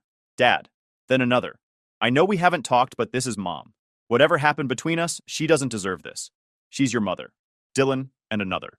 The nurses are asking about family. Hi, Pa. They won't talk to us unless you sign. We need your authorization. Your mother needs you. Dad. I picked up my phone. Read through all 5 messages. Something about it felt scripted. Too coordinated. 3 different numbers in 90 seconds, all hitting the same emotional beats. I called the hospital operator. Hi, I'm trying to locate a patient. Last name would be under either her married name or potentially her maiden name. One moment, please. Typing sounds. Long pause. I'm sorry, sir. There's no public listing under that name today. Can you check if she was registered in the ER today? They transferred me to ER registration. Same answer. Thanks. I hung up. Looked at Kate. They're lying. About your mom being in the hospital? Yep. Another buzz. She's asking for you specifically. Keep saying she's sorry. That she wants to make things right. Don't let the last thing between you be that fight. Please. Dylan. I drove over anyway. Not because I believed them. I wanted to see the play. Pulled into the hospital parking lot 20 minutes later. Walked through the sliding doors into the ER waiting area. And there they were. Camped by check-in, right next to triage. Like they'd rehearsed it. Dad. Dylan. Mom. Aunt Drusilla for some reason. Mom was sitting in a chair scrolling her phone. No hospital gown. No IV. No wristband. Looked healthier than she had at Christmas. They saw me and immediately went into performance mode. Dad stood up fast. Thank God you're here. She's not in the directory. Beat of silence. What? Dad's face did something weird. I called ahead. Asked the operator. No patient under that name. No ER admission today. So either Mom's here under a fake name, or this is nonsense. Mom's face went red. I am here. For a consultation. They said, you texted heart attack. It was a panic attack. They needed to rule out, so you're not dying. That's not the point. Dylan stepped forward, hands up like he was calming a wild animal. Man, we just need you to sign something? I looked past him at the check-in desk, saw the clipboard sitting there, walked over and picked it up before anyone could stop me. Header at the top, Responsible party, guarantor authorization. I read the first 3 lines. Medical billing, financial responsibility, co-signer for outstanding charges. I looked at Dad. You didn't have a heart attack. You had a script. His mouth opened. Nothing came out. Mom stood up. We just need a fall guy. That's not... You needed someone to stick with her medical bills because you can't afford them. So you crafted a little family emergency, got Dylan to text from a burner, coordinated the timing, even brought Aunt Drusilla as backup guilt. Drusilla's face went tight. This is about your mother's health. Her health is fine. This is about her copay. Dad's voice cracked. Please, we're drowning here. The apartment, the bills, everything's falling apart. Just this once? You mean again? Please, I'm asking. Just sign the form. I looked at him, at Dylan, at Mom sitting there like I was the one making this awkward. They really thought this was clever. I set the clipboard back on the counter, turned and walked toward the exit. Behind me, Dad's voice. Please. I didn't stop. Got to my car, drove home. Kate was still on the porch when I got back. Burgers were resting under foil. How'd it go? Mom's fine. Panic attack turned out to be a billing problem. She smiled a little, handed me a seltzer. My phone buzzed twice more that night. 2 more unknown numbers. I blocked them both without reading. By Sunday morning, they'd stopped trying. Some bridges you burn. Some you just stop maintaining until they collapse on their own. Either way, I wasn't crossing back. If you enjoyed this video, please hit that subscribe button. It really helps the channel and help us bring you more and better stories. Thanks.